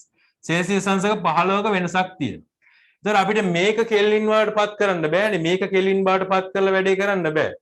අපි මෙන්න මේ දෙකම කෙල්වින් බවට පත් කරලා වැඩි උෂ්ණත්වයෙන් අඩු උෂ්ණත්වය අඩු කරන්න තමයි තියෙන්නේ. මේක කෙල්වින් බවට පත් කරන්න මේ උෂ්ණත්වය 30 කෙල්වින් බවට පත් කරන්නේ කොහොමද? මේකට 273ක් එකතු කරන්න. කීයද? 303. කෙල්වින්. මේක 318 කෙල්වින්. දැන් කෙල්වින් වලින් මට කියන්න උෂ්ණත්ව වෙනස් වීම කීයද කියලා? 318න් 303ක් අඩු කරලා 15යි. 15යි. ඒතර කෙල්වින් වලින් වෙනසක් කීයද? 15යි. ඒක වෙනස් වෙන්නේ නැහැ. මොකද සෙල්සියස් අංශකයක් කියන්නේ මම ඔයාලට ඉස්සෙල්ලා කිව්වනේ සෙල්සියස් අංශක එකක් කියන්නේ කෙල්වින් එකක්. ඒක වෙනස් වෙන්නේ නැහැ. සෙල්සියස් අංශක එකක් කියන්නේ කෙල්වින් එකක්. වෙනස වෙන්නේ අර උෂ්ණත්වය අපි කිව්වා සෙල්සියස් අංශක 30යි කියලා. ඒකේ කෙල්වින් වලින් ගත්තොත් 303යි. සෙල්සියස් අංශක 45යි කිව්වොත් ඒක කෙල්වින් වලින් 318යි. එතකොට මේක තේරෙනවද වැඩි දැන් මේක ඔයාලා මේ මෙතන උෂ්ණත්ව වෙනසක් ගත්තාම උෂ්ණත්ව වෙනසක් ගත්තොත් එහෙම දෙන්නගෙම එකයි. දෙන්නගෙම 15යි තමයි. මේ දෙක අතර වෙනසත් 15යි. කෙල්වින් වලින් ගත්තොත් 15යි. ඊට පස්සේ සෙල්සියස් වලින් ගත්තත් වෙනස 15යි. සෙල්සියස් අංශක එකක් කියන්නේ කෙල්වින් එකක්.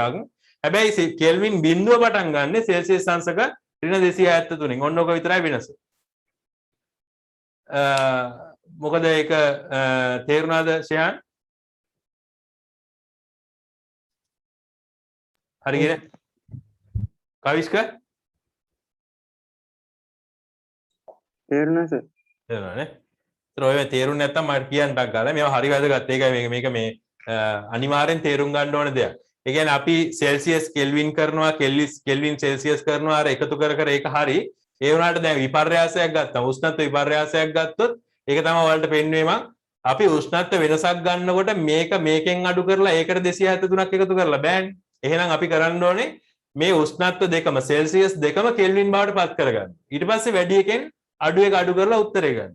එතකොට ඔයාලට තේරෙනවා සෙල්සියස් අංශක 15ක වෙනසක් වුණා කියන්නේ කෙල්විනුත් 15ක වෙනසක් සිද්ධ වුණා කියන්නේ. හරි. ඒතර ඔන්න ඔක හොඳට මතක තියාගන්න. උෂ්ණත්ව විපර්යාසයකදී සෙල්සියස්ුයි කෙල්විනුයි දෙකම එකයි. සෙල්සියස් සහ කෙල්වින් කියන දෙකම එකයි. එතකොට ඔන්න ඕක හොඳට මතක තියාගන්න. ඊළඟට ඔන්න ඔය විදිහට අපිට දැන් ඊට වඩා මම ඒකේ හදන්න බලාපොරොත්තු වෙන්නේ නැහැ. ඔයාලගේ අභ්‍යාසයක් තියෙනවා ඕකෙන් කරන්න. ඔයාලගේ පොතේ අභ්‍යාසයක් තියෙනවා කරන්න. අද මට මේ එක කරලා එවන්න පන්ති ඉවර වෙච්ච ගමන්. හරි. වෙලාව කීයද? ඊළඟට යන්න පුළුවන් නේ. ඔව්. තව පැය භාගයක් තියෙනවා. අපිට ඊළඟට තියෙන කොටසට යන්න පුළුවන්. තාපය කියන කොටස. තාම අපි උෂ්ණත්වයනේ කතා කරේ. උෂ්ණත්වය තමයි මෙච්චර වෙලා කතා කරේ. දැන් අපි තාපය කියන කොටසට යනවා. එතන උෂ්ණත්වය කියලා කියන්නේ චාලක ශක්තිය පිළිබඳ මිනුමක් කිව්වා. ඊට පස්සේ උෂ්ණත්ව මාන ගැන කතා කරා. උෂ්ණත්ව මාන වලට රසදිය භාවිතා කරන්න හේතුව, මධ්‍යසාර භාවිතා කරන්න හේතුව මොකද්ද? ඒවා ගැන කතා කරා. ඊට පස්සේ සෙල්සියස් පරිමාණය ගැන කතා කරා. අර අචල ලක්ෂය කියන එක ගැන කතා කරා. අචල ලක්ෂය කියලා කියන්නේ අර යම්කිසි ලක්ෂ්‍ය දෙකක් අපි තීරණය කරගන්න ඕනේ අර උෂ්ණත්ව පරිමාණයක් හදනකොට. සෙල්සියස් නම් ජලය අයිස් ජලය බවට පත් වෙන උෂ්ණත්වය, ඊට පස්සේ ජලය හුමාලය බවට පත් වෙන උෂ්ණත්වය, ওই දෙක අචල ලක්ෂ්‍ය කියලා හඳුන්වනවා. ඊට පස්සේ මේ දෙක අතර ඉඩ 100කට බෙදෙනවා. ඊට පස්සේ ෆැරන්හයිට් නම් මේ දෙක අතර ඉඩ 180කට බෙදෙනවා. ඊළඟට අපි කතා කරා කෙල්වින් ගැන. කෙල්වින් වලදී නිරපේක්ෂ ශූන්‍ය කියන එක ගැන කතා කරා. ඊට පස්සේ කෙල්වින් සෙල්සියස් බවට හරවන්නේ කොහොමද කියන එක, සෙල්සියස් කෙල්වින් බවට හරවන්නේ කොහොමද කියන එක කතා කරා. ඊළඟට අපිට තියෙන දැන් තාපය.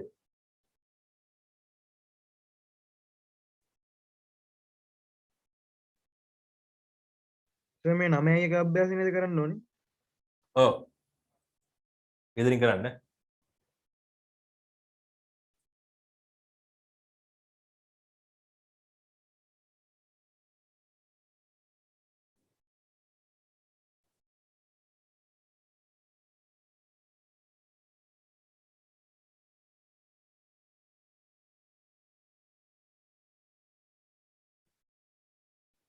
සිග්නල් ප්‍රශ්නයක් තියෙනවද?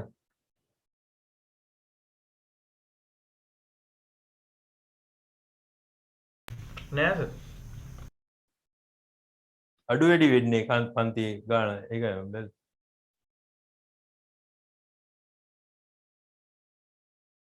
හරි බලන්න. ඒතර තාපය ගැන කතා කරනකොට ඉස්සෙල්ලාම ඔයාලගේ මේ පොතේ තියෙන රූපයක් මම මෙතන දාලා තියෙනවා. බලන්න මේ රත් වෙච්ච යකඩ කෑල්ලක් තියෙනවා. දැන් මේකේ සිද්ධ වෙන දේ ඔයාලට ප්‍රායෝගිකව ඔයාලා අත්දැකලා තියෙනවා. රත් වෙච්ච යකඩයක් වතුරට දාපුවම මොකද වෙන්නේ කියලා. හරි. දැන් මේක මම මේ රත් වෙච්ච යකඩේ මෙහෙම මේ වතුරයකට දානවා. දාලා මෙන්න මෙතන තියෙනවා මන්තේ කියලා එකක්. මන්තේ කියන්නේ සාමාන්‍යයෙන් කලවම් කරන්න ගන්න එක. මේක උඩට පහළට කරනකොට කලවම් වෙනවා. මේක යට තියෙන රවුමක්නේ. මේ රවුමක් තියෙන්නේ මේක උඩට පහළට කරනකොට මේ ජලය හොඳට කලවම් වෙනවා. හරි. එතකොට මේ රත්තුණු යකඩ කැබැල්ල මේකේ උෂ්ණත්වය වැඩි. මෙතන ජලයේ උෂ්ණත්වය ඒකේ තියෙන්නේ සිසිල් අවස්ථාව. සිසිල් උෂ්ණත්වය අඩුයි මේකේ. ඒතර උෂ්ණත්වය වැඩි මේකේ උෂ්ණත්වය අඩුයි. එතකොට අපි මේ යකඩ කැබැල්ල අරගෙන මේකට දාපුවාම සිද්ධ වෙන දේවල් මට කියන්න. යකඩ කැලට මොකද වෙන්නේ? ජලයට මොකද වෙන්නේ? නිසල යකඩ කැලට මොකද වෙන්නේ? උෂ්ණත්වය ගැන අපි කතා කරන්නේ උෂ්ණත්වයට මොනවා වේද යකඩ කැලේ? ඔව් උෂ්ණත්වය එන්න එන්න අඩු වෙනවා. ඊට පස්සේ ජලයට මොකද වෙන්නේ? සවනි ජලයේ උෂ්ණත්වයට මොනවා වෙන්නේ? ඉහළ යනවනේ. ඔව් ජලයේ උෂ්ණත්වය වැඩි වෙනවා. එතකොට මේකේ සිද්ධ වෙලා තියෙන්නේ බලන්න මෙන්න හරියට නිකන් අපිට මේක පේන්නේ නිකන් උෂ්ණත්වය ගලා යනවා වගේ නේද? දැන් මේකේ තියෙන උෂ්ණත්වය මේකට යනවා. මේකේ තියෙන උෂ්ණත්වය මේකට යනවා. එතකොට ජලයේ යකඩ කැබැල්ලේ උෂ්ණත්වය ජලයට යනවා වගේ තමයි තේරෙන්නේ. ඒ වුණාට උෂ්ණත්වය කියලා කියන්නේ එහෙම ගමන් කරන්න පුළුවන් දෙයක් නෙවෙයිනේ. උෂ්ණත්වය කියන්නේ ගමන් කරන්න පුළුවන් දෙයක් නෙවෙයි. ඇත්තටම මේකෙදි සිද්ධ වෙන්නේ මෙන්න මේකේ තාපය, මේකේ තියෙන තාපය මෙන්න මේ ජලයට ගමන් කිරීම තමයි සිද්ධ වෙන්නේ. එතකොට තාපය තමයි ගමන් කරන්නේ. ඊට පස්සේ දැන් මේකේ යකඩ කැල අපි දානවා මේක. දාලා ඉවරලා මේක මන්තයෙන් හොඳට කලවම් කරනවා. මන්තයෙන් කලවම් කරනකොට ජලයේ උෂ්ණත්වය වැඩි වෙනවා. මෙන්න මේ යකඩ කැබැල්ලේ උෂ්ණත්වය අඩු වෙනවා. ඊට පස්සේ ජලයේ උෂ්ණත්වය අඩු වෙලා ජලයේ උෂ්ණත්වය යකඩ කැබැල්ලේ උෂ්ණත්වයටත් වඩා වැඩි වෙනවා. එහෙම වෙනවද? කොතනින්ද නවතින්නේ? ඔක නවතින තැනක් ඉපේ. උෂ්ණත්වය මොනවා වෙලාද නවතින්නේ?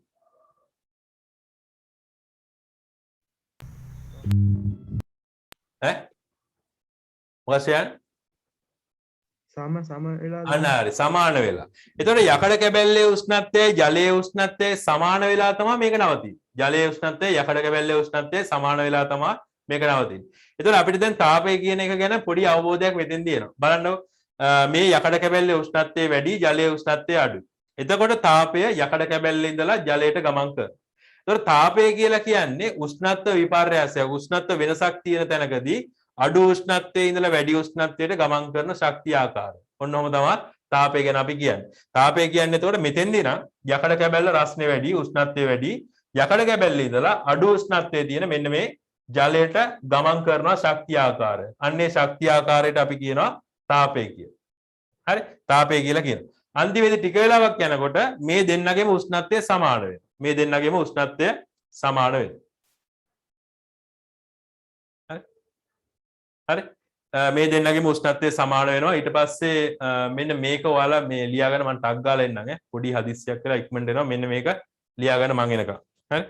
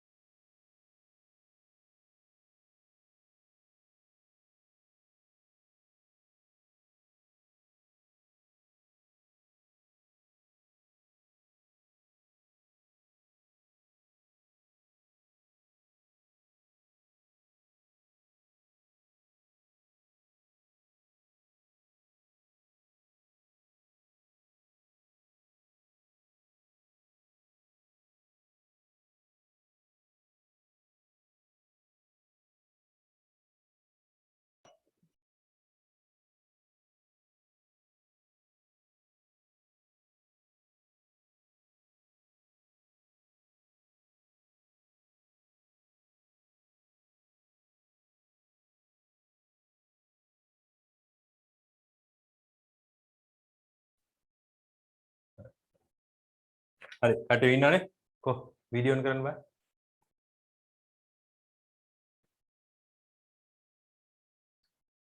අර V වගේක් එළිය වන්නලා තිබුණා ඒක තෙවෙන්න ගත්තා වහින්න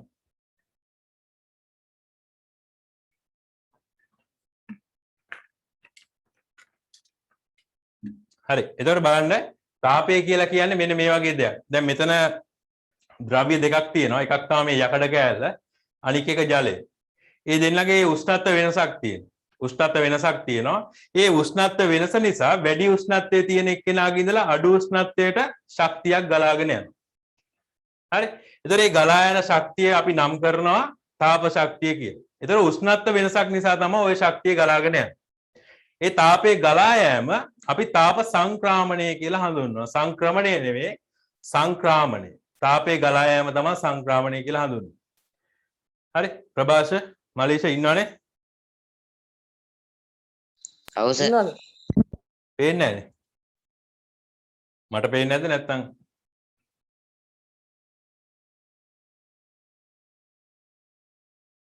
ප්‍රභාෂ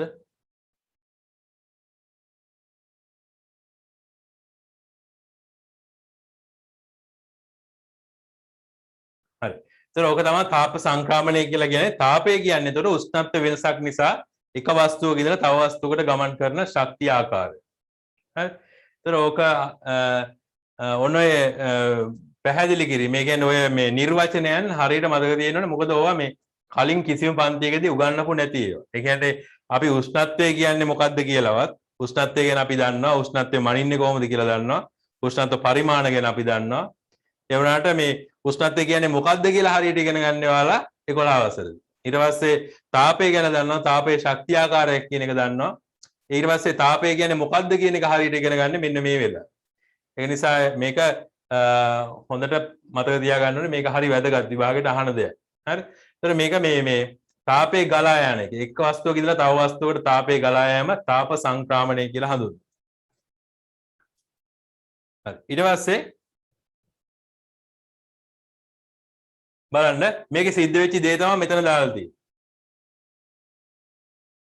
උෂ්ණත්වයේ වැඩි වස්තුවක සිට උෂ්ණත්වයේ අඩු වස්තුවකට තාපය සංක්‍රමණය වේ. උෂ්ණත්වයේ වැඩි වස්තුවේ ඉඳලා අඩු වස්තුවට තමයි තාපය ගමන් කරන්නේ.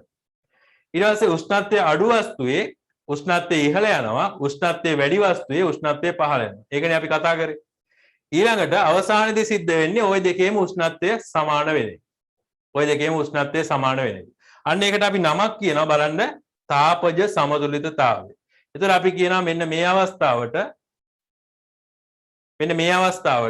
දැන් මේ වස්තුන් දෙක තාපජ සමතුලිතතාවයේ තියෙනවා කියලා. මොකද මේ දෙන්නගෙම උෂ්ණත්ව දෙක සමාන වෙලා තියෙනවා.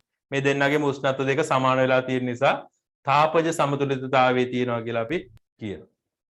හරි? සයන් නිදිමතයිද? නෑ නිදිමතයි වගේ නිකන් දැක්කහම නිකන් හරි නිදිමතයි නම් පොඩ්ඩක් හිරි ඇරලා එහෙම නිකන් මූන්ටියක් ඒ මොහොදාගෙන මොකද මේක හරි වැදගත් පාඩමක් හරි ඊළඟට මෙන්න මේක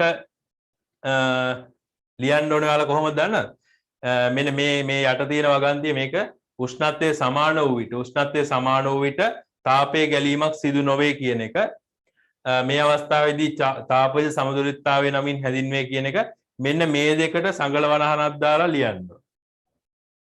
මෙන්න මේ දෙකට. මෙන්න මේ අවසාන වගන්ති දෙකට සංගල වනහනක් දාලා මෙන්න මේ යට තියෙන එක ලියා ගන්න. එතකොට ඔයාලට හොඳට ඔක තේරෙනවා.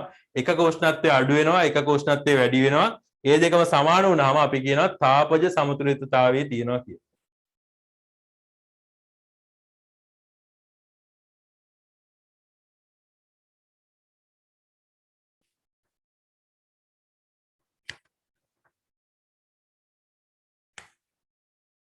අර ඒකක කියලා තියෙන දෙනින් සලියන් මේකේ මේ වගන්ති දෙක තියෙන උෂ්ණත්වය ඒකක කියන තැන ඉන්නේ මේ දෙක තියෙනවනේ ඔයාලගේ ටියුට් එකේ දාලා මෙන්න මේ දෙකට ඉස්සරහින් සංගල වරහන් කියලා තියෙනවා සංගල වරහන් කියලා දාන්නේ අපි මෙන්න මේ දානවා නේද අන්න ඒවා එකක් දාලා ඉස්සරහින් ලියා ගන්න කියලා තමයි මම කියන්නේ මොකද ඒකක ගැන ලියන්න තියෙනවා ටිකක් ඒකක ගැන වෙනම ලියන්න තියෙනවා ඔය දෙක ඉස්සරහින් ලියන්න කියලා තමයි කියන්නේ තේරුණාද ෂෑන්? ඔව් සර්.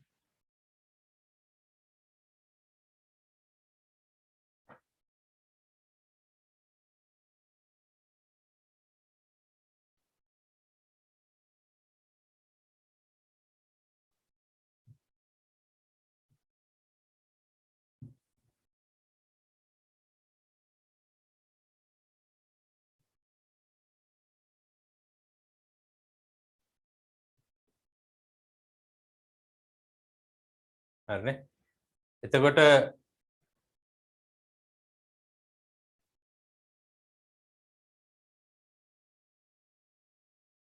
ශක්තියමයින්නේ මොනවද ඒකක ශක්තියමයින් ඒකකේ මොකද්ද?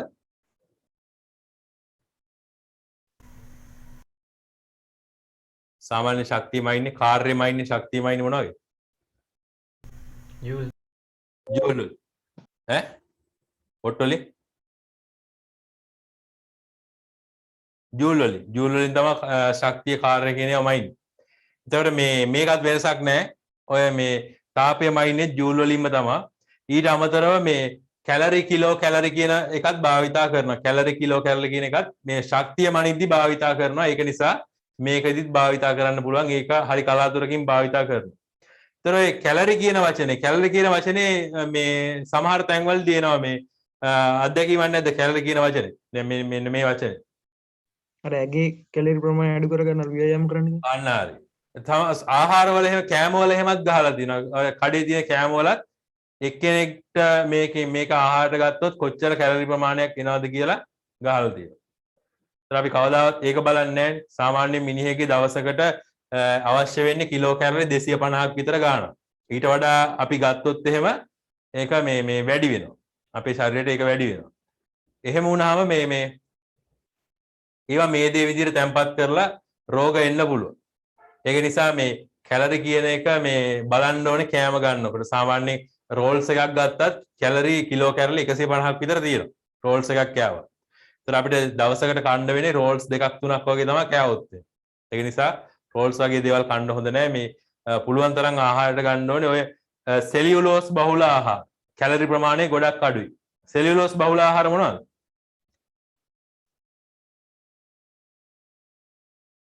වෙනම සබ්ජෙක්ට් වෙනම මාතෘකාවක් මේකට අදාළව නැහැ. සෙලියුලෝස් බහුල ආහාර විදිහට අපිට ගන්න පුළුවන් මොනවද? මස් මාළු එහෙමද? සෙලියුලෝස් තියෙන වැඩි හරියක් මොනවද? එළවලු පළතුරුවලද?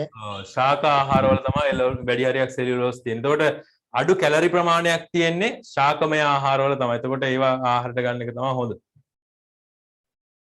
හරි ඕකත් ලියා ගන්න ඔය ඒකක කියන එක යටතේ ඔක ලියා ගන්න.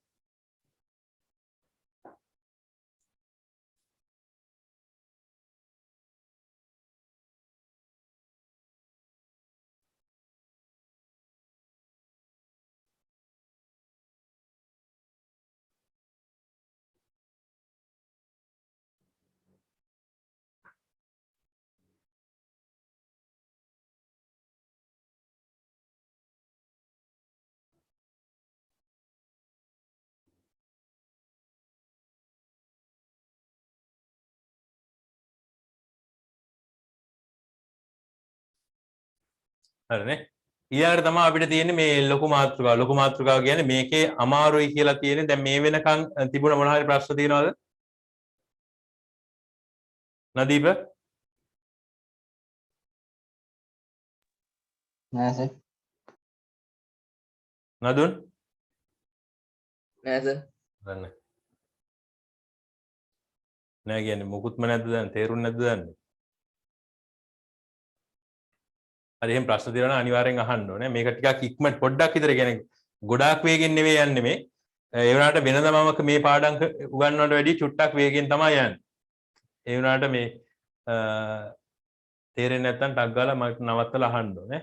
ඊළඟට අපිට තියෙන්නේ මෙන්න මේ වස්තුවක තාපදාරිතාවය කියන මාතෘකාව. තාපදාරිතාවය. හරි බලන්නකො. වස්තුවක තාපදාරිතාවය. මේක තමයි ඔයාලා මේකෙදි මේ පාඩමේදී තේරුම් ගන්න ඕනේ දේවල් දෙක තමයි මෙන්න මේ වස්තුවක තාපදාරිතාවය කියන එක ඊළඟට අපි කතා කරනවා වස්තුවක විශිෂ්ට තාපදාරිතාවය කියන්නේ. අන්න ඒ මාතෘකා දෙක තමයි මේක ටිකක් අමාරු ඒවාට තියෙන ඒ ටික හොඳට අල්ල ගන්න ඕන. හොඳට අහගෙන ඉන්න. හරි. බලන්න තාපදාරිතාවය. තාපදාරිතාවය කියනකොට මම මේ වගේ උදාහරණයක් ගත්තා. මේ තියෙන්නේ ඔයාලා හිතන්න මේක යකඩ වලින් හරි මොකක් හරි ලෝහයකින් යකඩ කියලා ගමු. යකඩ වලින් හදපු පෙට්ටියක්. මේක ඝනකයක් හැටියට ඝනකාභයක් හැටියට හදපු යකඩ කුට්ටියක්. හරි. මේකේ ස්කන්ධය කිලෝග්‍රෑම් 5යි. ඊට පස්සේ මේකේ උෂ්ණත්වය සෙල්සියස් අංශක 30යි. කාමර උෂ්ණත්වය තමයි තියෙන්නේ. හරි. එතකොට මෙන්න මේ වගේ ලක්ෂණ තියෙන එකක් තමයි මෙන්න මේ යකඩ වලින් හදපු මේ ඝනකය. යකඩ කියලා හිතන්න. ඊට පස්සේ අපි මේකේ උෂ්ණත්වය වැඩි කරනවා. උෂ්ණත්වය වැඩි කරනවා. මෙන්න මේව. බන්සන් දාහකයක් භාවිතා කරලා උෂ්ණත්වය සෙල්සියස් අංශක 1කින් වැඩි කරනවා. මොකද කලින් තිබුණේ උෂ්ණත්වය සෙල්සියස් අංශක 30. දැන් තියෙන උෂ්ණත්වය සෙල්සියස් අංශක 31යි. එතකොට බර මේකේ ස්කන්ධය කිලෝග්‍රෑම් 5යි. ස්කන්ධය කිලෝග්‍රෑම් 5යි. එතකොට අපි මේකේ උෂ්ණත්වය සෙල්සියස් අංශක 1කින් වැඩි කරා. සෙල්සියස් අංශක 1කින් උෂ්ණත්වය වැඩි කරා. හරි. එතකොට දැන් මේ වෙනකොට දැන් මේ අවස්ථාව වෙනකොට මෙන්න මේ බන්සන් දාහකයෙන් මේකට තාපය ලබා දෙනවා. තාපය ලබා දෙනවා. එතකොට බන්සන් දාහකයේ උෂ්ණත්වය වැඩි, මේකේ උෂ්ණත්වය අඩුයි. ඒ නිසා මේක ඉඳලා මේකට තාපය ගලාගෙන යනවා. එතකොට තාපය කියන ශක්තිය මේක ඉඳලා මේකට ගලාගෙන යනවා. ඒ ගලාගෙන ගියපු නිසා උෂ්ණත්වය වැඩි වෙලා තියෙනවා සෙල්සියස් අංශක 1කින්. එතකොට අන්න ඒ වගේ අවස්ථාවක සෙල්සියස් අංශක 1කින් උෂ්ණත්වය වැඩි කරන්න අවශ්‍ය කරන තාපය අපි කියනවා එම වස්තුවේ තාපධාරිතාවය කියලා. එතකොට මේ වස්තුවේ තාපධාරිතාවය මේ අවස්ථාවේදී මේ බන්සන් 1000කින් දීපු ශක්තිය. එතකොට මේ බන්සන් 1000කින් අපි හිතමුකෝ ජූල් 10ක් දුන්නා කියලා. ජූල් 10ක තාපයක් මේකට ලබා දුන්නා. එහෙනම් අපි කියනවා මේකේ තාපධාරිතාවය ජූල් 10යි කියලා. හරි. එතකොට සෙල්සියස් අංශක 1කින් ඉහළ නංවන්න අවශ්‍ය කරන ශක්තිය තමයි තාපධාරිතාවය කියලා කියන්නේ. එතකොට ඒක කිලෝග්‍රෑම් 5ක වස්තුවක්ද කිලෝග්‍රෑම් 10ක වස්තුවක්ද ඒක අදාළ නැහැ. එතකොට වෙන්නේ ඕනෑම වස්තුවක උෂ්ණත්වය සෙල්සියස් අංශක 1කින් ඉහළ ලංවන්න අවශ්‍ය කරන තාප ප්‍රමාණය. හරි. එතකොට ඕනෑම වස්තුවක් දැන් මේක ගත්තොත් මේ සිජිෆෝම් බෝලේ ගත්තොත් මේ සිජිෆෝම් බෝලේ තාපධාරිතාවය කියන්නේ මේකේ උෂ්ණත්වය සෙල්සියස් අංශක 1කින් ඉහළ ලංවන්න අවශ්‍ය කරන තාප ප්‍රමාණය. එතකොට ඒක ජූල් වලින් තමයි මනින්න වෙන්නේ. එතකොට ජූල් වලින් මනින්න වෙන්නේ මේකේ උෂ්ණත්වය සෙල්සියස් අංශක 1කින් ඉහළ ලංවන්න අවශ්‍ය කරන තාප ප්‍රමාණය. එතකොට අන්නේ විදිහට අපිට තාපධාරිතාවය හඳුන්වන්න පුළුවන්. තාපධාරිතාවය කියන්නේ ඕනෑම වස්තුවක උෂ්ණත්වය සෙල්සියස් අංශක 1කින් ඉහළ ලංවන්න අවශ්‍ය කරන තාප ප්‍රමාණය. එතකොට මේක අපිට මෙන්න මෙහෙම තව උදාහරණ ටිකක් ගන්න පුළුවන්. මෙන්න මේ වගේ අවස්ථා 4ක් බලන්න. මේ හැම අවස්ථාවකදීම යකඩ තියෙන. යකඩ වලින් හදපුවා කියලා හිතන්නකො. උෂ්ණත්වය මේකේ කිලෝග්‍රෑම් 5ක් තියෙනවා ස්කන්ධය, මේකේ 4ක් තියෙනවා, මේකේ 3ක් තියෙනවා, මේකේ 2ක් තියෙනවා. හරි. එතකොට මේ හැම එකේම උෂ්ණත්වය අපි වැඩි කරන්න ඕනේ සෙල්සියස් අංශක 30 ඉඳලා 31 දක්වා. එතකොට මේ උෂ්ණත්වය සෙල්සියස් අංශක 30 ඉඳලා 31 දක්වා වැඩි කරන්න ඕනේ. මට කියන්න බලන්න සවනි කියන්න බලන්න මේ වස්තු හතරෙන් උෂ්ණත්වය සෙල්සියස් අංශක 1කින් ඉහළ ලංවන්න උෂ්ණත්වය සෙල්සියස් අංශක 1කින් ඉහළ ලංවන්න මේ වස්තු හතරෙන් වැඩිම ශක්තියක් ලබා දෙන්න ඕනේ මොන වස්තුවටද? කීවෙනි වස්තුවටද? මේක 1 2 3 4 කියලා ගන්න. මේ තියෙන පළවෙනි වස්තුව. මොන වස්තුවටද වැඩිම ශක්තියක් ලබා දෙන්න ඕනේ? හතරවෙනි එකටද? හතරවෙනි එකේ ස්කන්ධය අඩුයි. කිලෝග්‍රෑම් 2යි තියෙන්නේ. ඔය ප්‍රායෝගිකව ටිකක් හිතලා බලන්න. මේ අපි යකඩ කෑලි දෙකක් ගන්නවා. එකක් ලොකු යගුලියක් වගේ එකක්, අනික පොඩි යකඩ බෝල. ওই දෙකෙන් උෂ්ණත්වය සෙල්සියස් අංශක 1කින් ඉහළ ලංවන්න අපිට මොකේද වැඩිපුර තාපයක් ලබා දෙන්නේ? පළවෙනි එකට. ඔව් ඒ කියන්නේ මේකෙදි පළවෙනි එකට තමයි වැඩි තාපයක් ලබා දෙන්න ඕනේ. එතකොට වස්තුවේ විශාලත්වය කියන්නේ අපි එකම ද්‍රව්‍යයෙන් හදලා තියෙන්නේ. මේ ඔක්කොම එකම ද්‍රව්‍යයෙන් හදලා තියෙන්නේ. හැබැයි මෙයාගේ ස්කන්ධය වැඩි නිසා මෙයාගේ තාපධාරිතාවය වැඩි වෙලා තියෙනවා. ඒකට හේතුව මෙයාගේ ස්කන්ධය වැඩි වීම. ඒතර තාපධාරිතාවය කියලා කියන්නේ ඕනෑම වස්තුවක ස්කන්ධය සෙල්සියස් අංශක 1කින් ඉහළ ලංවන්න අවශ්‍ය කරන තාප ප්‍රමාණය. ඒතර තාප ප්‍රමාණය අපි ජූල් වලින් නෙමයි.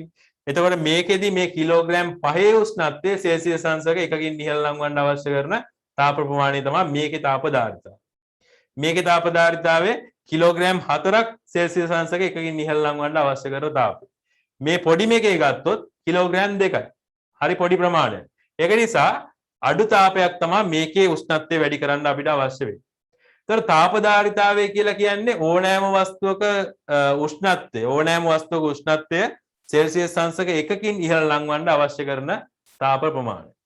එතන මේ වගේ තව උදාහරණයක් ගත්තොත් මෙහෙම මේකෙදි වෙනස් වෙනවා පොඩ්ඩක්. මේකෙදි එකම ස්කන්ධ තියෙන්නේ හැබැයි ද්‍රව්‍යයන් වෙනස්. විවිධ ද්‍රව්‍ය වලින් හදලා තියෙන්නේ. අන්න එතකොට එකම ස්කන්ධ තිබුණත් මේ කට්ටියගේ තාපධාරිතාවය වෙනස්. සමහරට මෙහෙම හිතමු යකඩ කෑල්ලක් මෙතන තියෙනවා මෙතන ලී කෑල්ලක් තියෙනවා. ලී කිලෝග්‍රෑම් 5ක් මෙතන තියෙනවා යකඩ කිලෝග්‍රෑම් 5ක් මෙතන තියෙනවා. එතකොට මොන යකඩවලද ලී වලද අපිට ලේසියෙන් රත් කරන්න පුළුවන්. ওই දෙකෙන් මොකද්ද ලේසියෙන් රත් කරන්න පුළුවන්? යකඩද ලීද? ලී යකඩ. ඔව් යකඩ ඒ කියන්නේ රකරන් ගහලා තිබුණොත් බහලට රකරන් ගහලා තිබුණොත් අපිට රත් වෙන්නේ වැඩිපුර දවල් වෙද්දී ඒකයි. යකඩ ටිකක් රත් වෙනවා වැඩි. හරි? එතකොට මේ යකඩ වලින් හදලා තියෙන කිලෝග්‍රෑම් 5 යකඩ වලින් හදලා තියෙන කිලෝග්‍රෑම් 5 ඉක්මනින් රත් වෙනවා. ඉක්මනින් උෂ්ණත්වය වැඩි වෙනවා. ඒතර එයාගේ තාපධාරිතාවය අඩුයි. අපිට අඩු තාපයක් තමයි වැය වෙන්නේ මෙයාගේ උෂ්ණත්වය වැඩි කරන්න. ඒතර ලී කිය ගත්තොත් එහෙම ලී වල තාපය වැඩි කරන්න අපිට ලොකු තාපයක් ලබා දෙන්න වෙනවා. ඒතර උෂ්ණත්වය අන්නේ වගේ තාපධාරිතාවය කියන එක වස්තුව හදලා තියෙන ද්‍රව්‍ය මත වෙනස් වෙනවා. වස්තුව හදලා තියෙන ද්‍රව්‍ය මත වෙනස් වෙනවා. ඊට කලින් අපි කතා කරේ එකම ද්‍රව්‍යයෙන් හදලා තිබුණත් වස්තුවේ ස්කන්ධය මතත් වෙනස් වෙනවා. තාපධාරිතාවය කියන්නේ. ඒතර ඔයාලා නිකම් ඔක සරලව හිතන්න ඕනේ මේක. සරලව හිතන්න ඕනේ කියන්නේ අපි තාපධාරිතාවය කියලා කියන්නේ ඔයාලා ළඟ තියෙන මොකක් හරි දෙයක් අතට ගන්න. එතකොට මේකේ උෂ්ණත්වය මම නම් ගත්තේ මේකේ උෂ්ණත්වය සෙල්සියස් අංශක 1කින් ඉහළ ලංවන්න අවශ්‍ය කරන තාපය තමයි මේකේ තාපධාරිතාවය කියලා කියන්නේ. එතකොට මේ වගේම හදලා තියෙන ලොකු සිජිෆෝම් බෝලයක් ගත්තොත්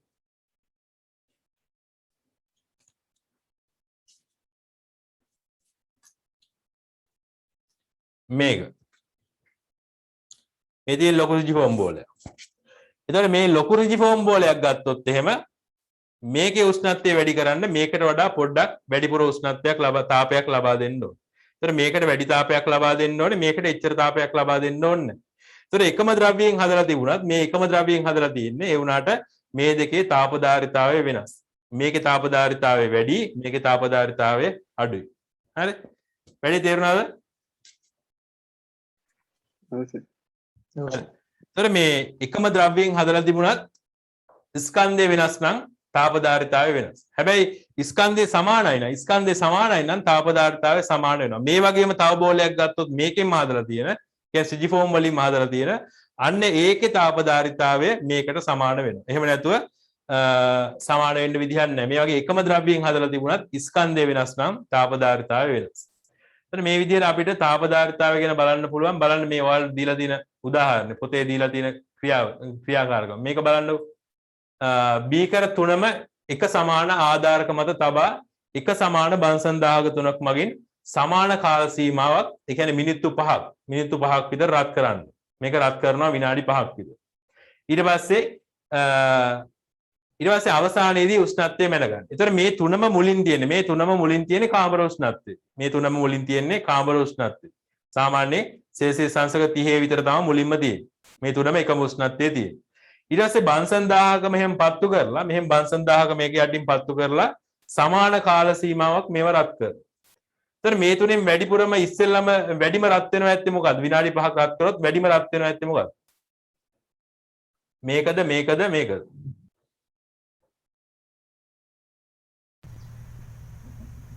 පළවෙනි ජලය පොල් තෙල් රත් වෙනවා ජලයට ඉස්සෙල්ලා ජලයට වඩා වේගින් පොල් තෙල් රත් වෙනවා. පොල් තෙල් පොඩ්ඩක් දාලා බලන්න ඔයාලා පොල් තෙල් තාච්චිය දාන පපඩම් බදිද්දී බොහොම ඉක්මනට රත් වෙනවා. බොහොම ඉක්මනට නටන්න පටන් ගන්නවා. කියන්නේ පොල් තෙල් බොහොම ඉක්මනට රත් වෙනවා. ඒතර ඉස්සෙල්ලාම රත් වෙන්නේ වැඩිම උෂ්ණත්වයක් තියෙන්නේ මෙයාගේ වැඩිම උෂ්ණත්වයක් එනවා. ඊළඟට වැඩිම උෂ්ණත්වය කාගෙත් තියෙන්නේ? විනාඩි 5ක් ගිහලා බලනකොට. පළවෙනි එක. ජලයේ අඩු ප්‍රමාණයක් තියෙනවා. ඊට පස්සේ වැඩි උෂ්ණත්වයක් තියෙන අඩු උෂ්ණත්වයක් තියෙන මෙන්න මෙයා. ඊට පස්සේ ඔන්න ඔය පිළිවෙලට තමයි එන්නේ. විනාඩි 5ක් ගිහිලා බලපුවාම මෙයාගේ උෂ්ණත්වය වැඩි. වැඩිම උෂ්ණත්වය මෙයාගේ ඊළඟට මෙයාගේ. ඕකෙන් අපිට පේන්නේ ද්‍රව්‍ය වෙනස් වෙනකොට තාපධාරිතාවය වෙනස් වෙනවා කියන එකයි. ද්‍රව්‍ය වෙනස් වෙනකොට තාපධාරිතාවය වෙනස් වෙනවා කියන එකයි. මෙන්න මේ එකම ද්‍රව්‍ය වුණත් ප්‍රමාණ වෙනස් වෙනකොට තාපධාරිතාවය වෙනස් වෙනවා. ඒ කියන්නේ සෙල්සියස් අංශක 1කින් ඉහළ නම් වන්න ඕනේ අවශ්‍ය කරන තාප ප්‍රමාණය වෙනස් වෙනවා කියන්නේ. ඒතර ඔන්න ඔය ටික ඕක මතක තියාගන්න ඕනේ. ඊට පස්සේ මේකෙදි මේ ඔයාලට දීලා තියෙනවා මේ තාපදාරිතාවය කියන්නේ මොකක්ද කියන එක. ඉස්සර මේකත් බලලා ඉන්නව. බලන්න මේක සමාන බන්සන් 1000ක තුනක්. සමාන බන්සන් 1000ක තුනක් පත්තු කරලා තියෙන්නේ විනාඩි 5යි. ඒක නිසා මේ තුනෙන්ම මේ බන්සන් 1000ක තුනෙන්ම එකම ශක්තිය තමයි මේකට ලබා දෙන්නේ. සමාන ශක්තියක් තමයි ලබා දෙන්නේ. සමාන තාපයක් තමයි ලබා දෙන්නේ. මම මේක ජූල් 10ක් කියලා අරන් තියෙනවා. ජූල් 10ක් කියලා අරන් තියෙනවා. ඒතර සමාන තාප ප්‍රමාණයක් මේ තුනටම ලබා දෙන්නේ. ඊට පස්සේ බලන්න මෙන්න මේ අවස්ථා දෙක. මෙතනක් තියෙන ජලය, මෙතනක් තියෙන ජලය. හැබැයි මෙතන වැඩි පරිමාවක් තියෙනවා. ඒතර වැඩි පරිමාවක් තිබිච්ච නිසා මේකේ වැඩි වෙච්ච උෂ්ණත්වය අඩුයි. ඒ කියන්නේ 30 ඉඳලා 35ට තමයි වැඩි වෙලා තියෙන්නේ. මේකේ අඩු පරිමාවක් තිබිච්ච නිසා 30 ඉඳලා 40ට වැඩි වෙලා තියෙනවා. ඒ කියන්නේ මෙයාගේ තාපදාරිතාවය අඩුයි. මෙයාගේ තාපදාරිතාවය වැඩි.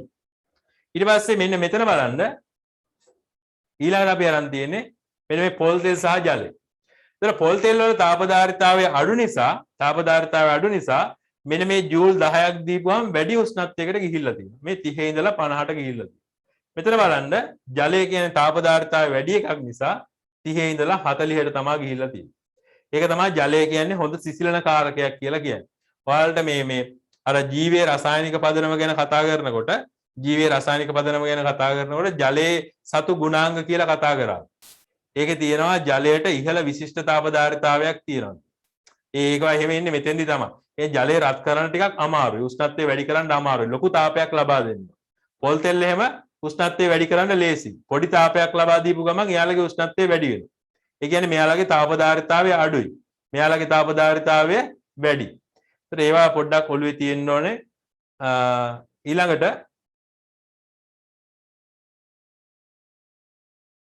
මෙන්න මේක බලන්න යම් වස්තුවක උෂ්ණත්වය ඒකක එකකින් එක්ක ඒක සෙල්සියස් එකක් වෙන්න පුළුවන් කෙල්වින් එකක් වෙන්න පුළුවන්. හරිද? යම් වස්තුවක උෂ්ණත්වය අන්නේ විදිහට සෙල්සියස් එකකින් එහෙම නැත්නම් කෙල්වින් එකකින් වැඩි කිරීමට සපයන්න ඕනේ තාප ප්‍රමාණය අපි කියනවා එම වස්තුවේ තාපදාරිතාවය කියලා. එම වස්තුවේ තාපදාරිතාවය කියලා කියනවා. ඒතර බලන්න මේ තාපදාරිතාවය මයින අන්තර්ජාතික සම්මත එකකයි. තාපදාරිතාවේ මයින අන්තර්ජාතික සම්මත එකකය ජූල් කෙල්විනයට. මෙතන බලන්න කෙල්වින් එකකට වැය වෙන තාප ප්‍රමාණය ඉන්නේ අහන්නේ. කෙල්වින් එකකට වැය වෙන තාප ප්‍රමාණය. ඒක නිසා මෙන්න මෙහෙම තමයි ඒකකේ දාන්නේ. J K ඍණ 1 කියලා තමයි දාන්නේ. ඒතර කෙල්විනයට ජූල් කියලා තමයි ඒක අපි වචනෙන් ලිව්වොත් ලියන්නේ. ඊළඟට ඒක තව දක්වන්න පුළුවන් සෙල්සියස් අංශකයට ජූල් කියලා දක්වන්නත් පුළුවන්. ඒතර සෙල්සියස් අංශක එකකින් තාපය වැඩි කරන්න අවශ්‍ය කරන තාප ප්‍රමාණය. උෂ්ණත්වය වැඩි කරන්න අවශ්‍ය කරන තාප ප්‍රමාණය. එහෙමත් දක්වන්න පුළුවන්.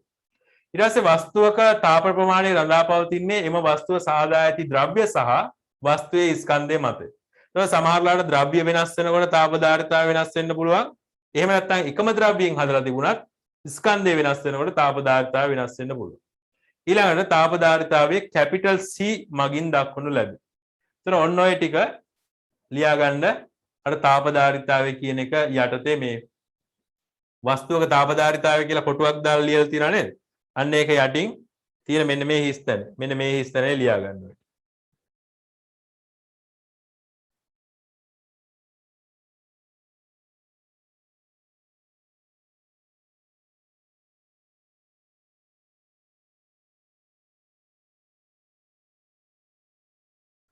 ඔය කට්ටිය වීඩියෝ හැම ඔෆ් කරන එපා වුණා වැඩේ. දැන් නැති වගේ. බඩගිනිද?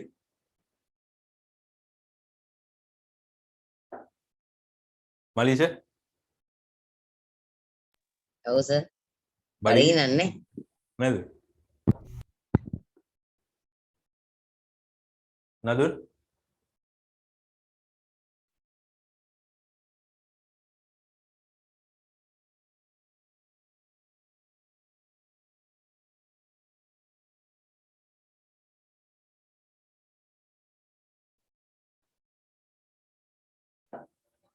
ඔතන හරියට දාගන්න ඔය මේ කෙල්වින් ජූල් කෙල්විනයට කියන එක. කෙල්විනයට කියපුවාම ඍණ එක අර තප්පරයට මීටර කියපුවාම අපි බලන්නේ අර ප්‍රවේගය බලද්දි තප්පරයට මීටර ms ඍණ එකනේ. ඒ වගේ තමයි මේක කෙල්විනයට ජූල්. එහෙම නැත්නම් සෙල්සියස් අංශකයට ජූල්. එතන මේකේ කෙල්වින් එකකින් හරි එහෙම නැත්නම් සෙල්සියස් අංශක එකකින් හරි උෂ්ණත්වය වැඩි කරන්න අවශ්‍ය කරන තාප ප්‍රමාණය තමයි වස්තුවක තාපධාරිතාවය කියලා කියන්නේ.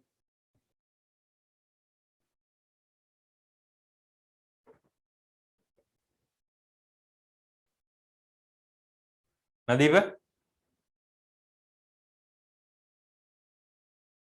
මිලන් දැන් නැති සර් එහෙමද? නෑ මේක ඉවර කරලා ලියලා අපි ඉවර කරමු අන්තිම.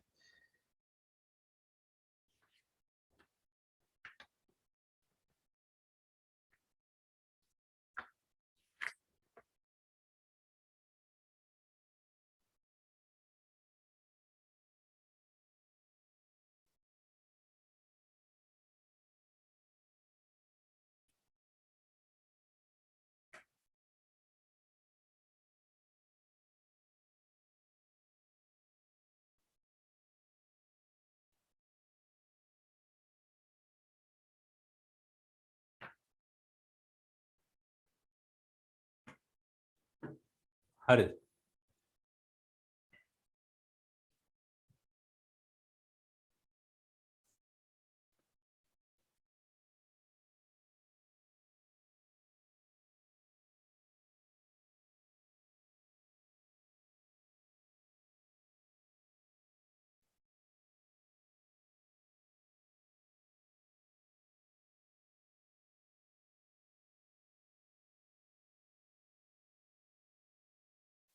හරිනේ. හරි එහෙනම් අපි අදට පන්ති නවත්තමු. මේ අන්තිමට කරපු මේ තාපධාරිතාවය සම්බන්ධයෙන් මොකක් හරි ප්‍රශ්නයක් තියෙනවා නම් අහන්න. ඒක මේ තේරුම් නැත්නම් ඒත් කියන්නකෝ මට. ඒක හරි ගියේ නැත්නම් ආයෙ කරන්න ඕනේ කියලා කියනවා නම් මොකද්ද හෙට ආයෙ එතනින් පටන් ගන්න කියනවා නම් මොකක් හරි කියන්න මට. අවුලක් නැද්ද ඒක? නෝරක් නෑ. මොකද්ද ප්‍රවාස? මම නෙවෙයි සර්. එයා. ඒත් එතනින් පටන් ගන්න කියලා කිව්වේ. එහෙනම් තාපධාරිතාවේ හරි ගියේ නැද්ද? නෑ ඒක අවුලක් නෑ. නෑ කොහොමදත් ඒකත් පොඩ්ඩක් පැහැදිලි කරලා තමයි පටන් ගන්න. හරි එහෙමනම් අපි එතනින්ම පටන් ගමු. හෙටත් මේක මේ දවස් 3 ඉවර කරගත්තොත් ඇති මේ පාඩම. කරන්න පුළුවන් වෙයි බලමු. එහෙමයි කියලා මේක හදිස්සියෙන් ගිහිල්ලා වැඩකුත් නෑ. ඒක තේරෙන්නේ නැතුව වැඩක් නෑ. ඒක නිසා තේරෙන විදියකට අපි කරගෙන යමු. හරි එහෙනම් අපි අදට පන්තිය නවත්තමු. ඔයාලට දැන් හෙට වෙනකොට අර අභ්‍යාසය කරලා තියන්න. මොකද්ද අභ්‍යාසය මම දුන්නා?